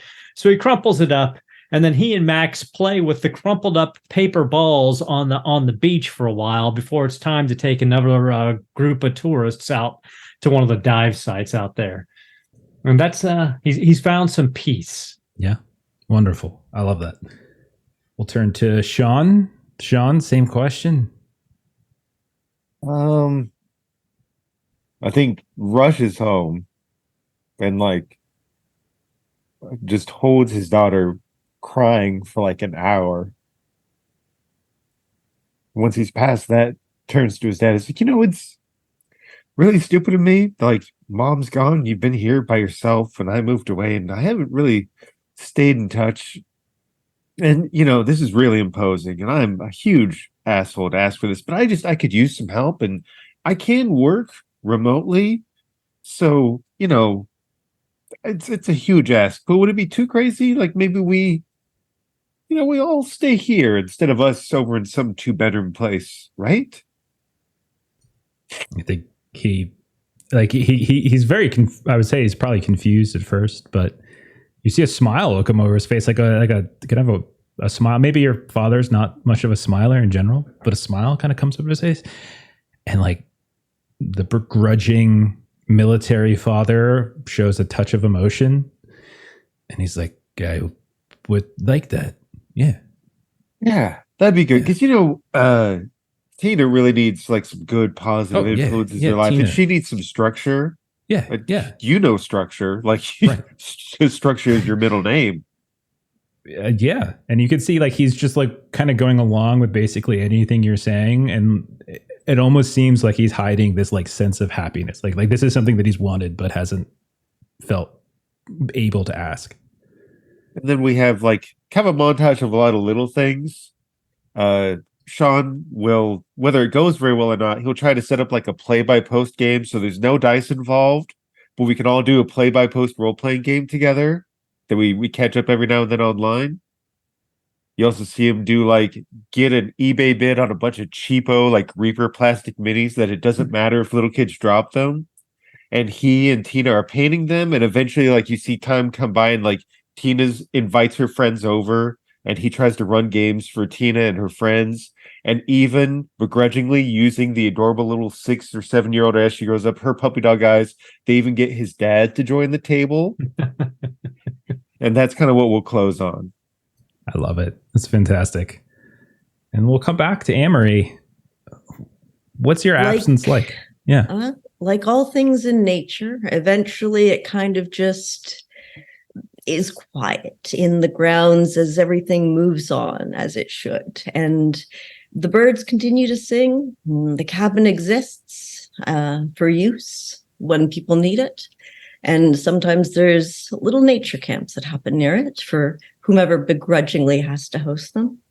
And there are memories, and there's newspaper articles, where did she go, mystery podcasts eventually.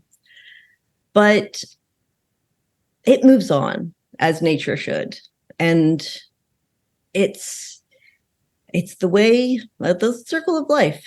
And sometimes when she can, Amory takes a little bit of time to check out some of the pools that the Three Fates might have around so that she can peek in on her friends. But otherwise, she takes the Reaper and spends time in the field. Pluto was my favorite planet for a long time before it became not planet. Yeah. Last thing we'll see is just Amory or as Leif really, and Pluto like disappearing into those deep fields, and the wind just kind of moves back and forth through them. And we'll fade out, and we'll say that is where we end. Thank you, everybody. That was awesome. That was amazing. Those are really good ends. I really enjoyed that. Oh, thank you. Hopefully everyone's okay. I know it was pretty intense for some characters there. Oh, well, basically for everybody, but like some intense moments. But I appreciate all of the willingness to do so. Hopefully it was enjoyable. Okay, so let's just shake that out for a second. And thank you, chat. Thank you, everybody, for thanks to chat. Thanks to everyone who hung out. Thanks to those of you who are watching this later on like the YouTube and whatnot. Really do appreciate it. Hopefully you enjoyed it. That was Die. There are other ways to play Die, but that's the way we played it. It doesn't necessarily have to be that short. It could be longer, it could be shorter. So hopefully you enjoyed it. I really do recommend it. It's a really interesting game. A lot of fascinating characters with tons of abilities that we barely scratched the surface of. So there's lots of ways to play that game. Thank you to everyone, all of you, for playing and indulging in this and for leaning into some heavy stuff. I'm not sure I intended it at the very beginning to be as heavy, but it just kind of went down that path, and it was hard to turn around at that point. So why don't we do a couple goodbyes, closing plugs, and we'll kind of get on out of here. So Aaron, can you tell us a little bit about what's going on with Garblag? Absolutely. So next week, Tuesday at 1 p.m. Pacific Standard Time, you can join Millie. She'll be running some Coriolis, at least I believe so. Then on Wednesday at the same time, Dan will be running us through some Warhammer 40K Death Watch as our Space Marine troop faces off against some damn dirty Xenos threats. And then on Thursday, I believe Lewis will be back in the chair for the One Ring and the Ballads of the Barding. And then after the One Ring is over, Pete is going to be taking over, and he's going to be running a classic Dungeons and Dragons campaign using his own heroic deeds rules. So that'll definitely be worth checking out. Awesome. Very, very nice. Jeremy, you want to tell us about this Patreon of yours? Yeah, sure. Aaron Reese on Patreon. You got some comics, some tokens, maps, fun stuff. Check it out. Fantastic. As for us here on the Lollygaggers, our next game is tomorrow night. We're playing some Delta Green. If you want to come and check out a little investigation we're doing in New York.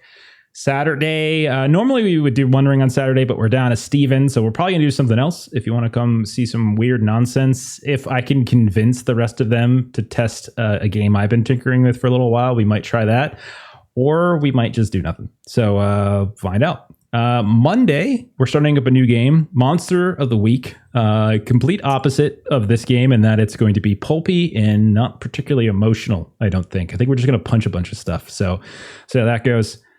Tuesday is Talk Like a Pirate Day. You can see myself, you can see Kipser, Melissa, Aaron, and our buddy Steven as we're going to be playing Pirate Borg for a special one-shot. And then Thursday next week, we're going to figure that out now because I don't know exactly what we're going to do. So we're going to talk about that now when we get off there. So, but thank you to everybody who hung out. Thank you to everybody who watched this all the way through. We really, really do appreciate it. I'm going to go ahead and start a raid to Dragons in the Dining Room. I haven't seen them up in a while.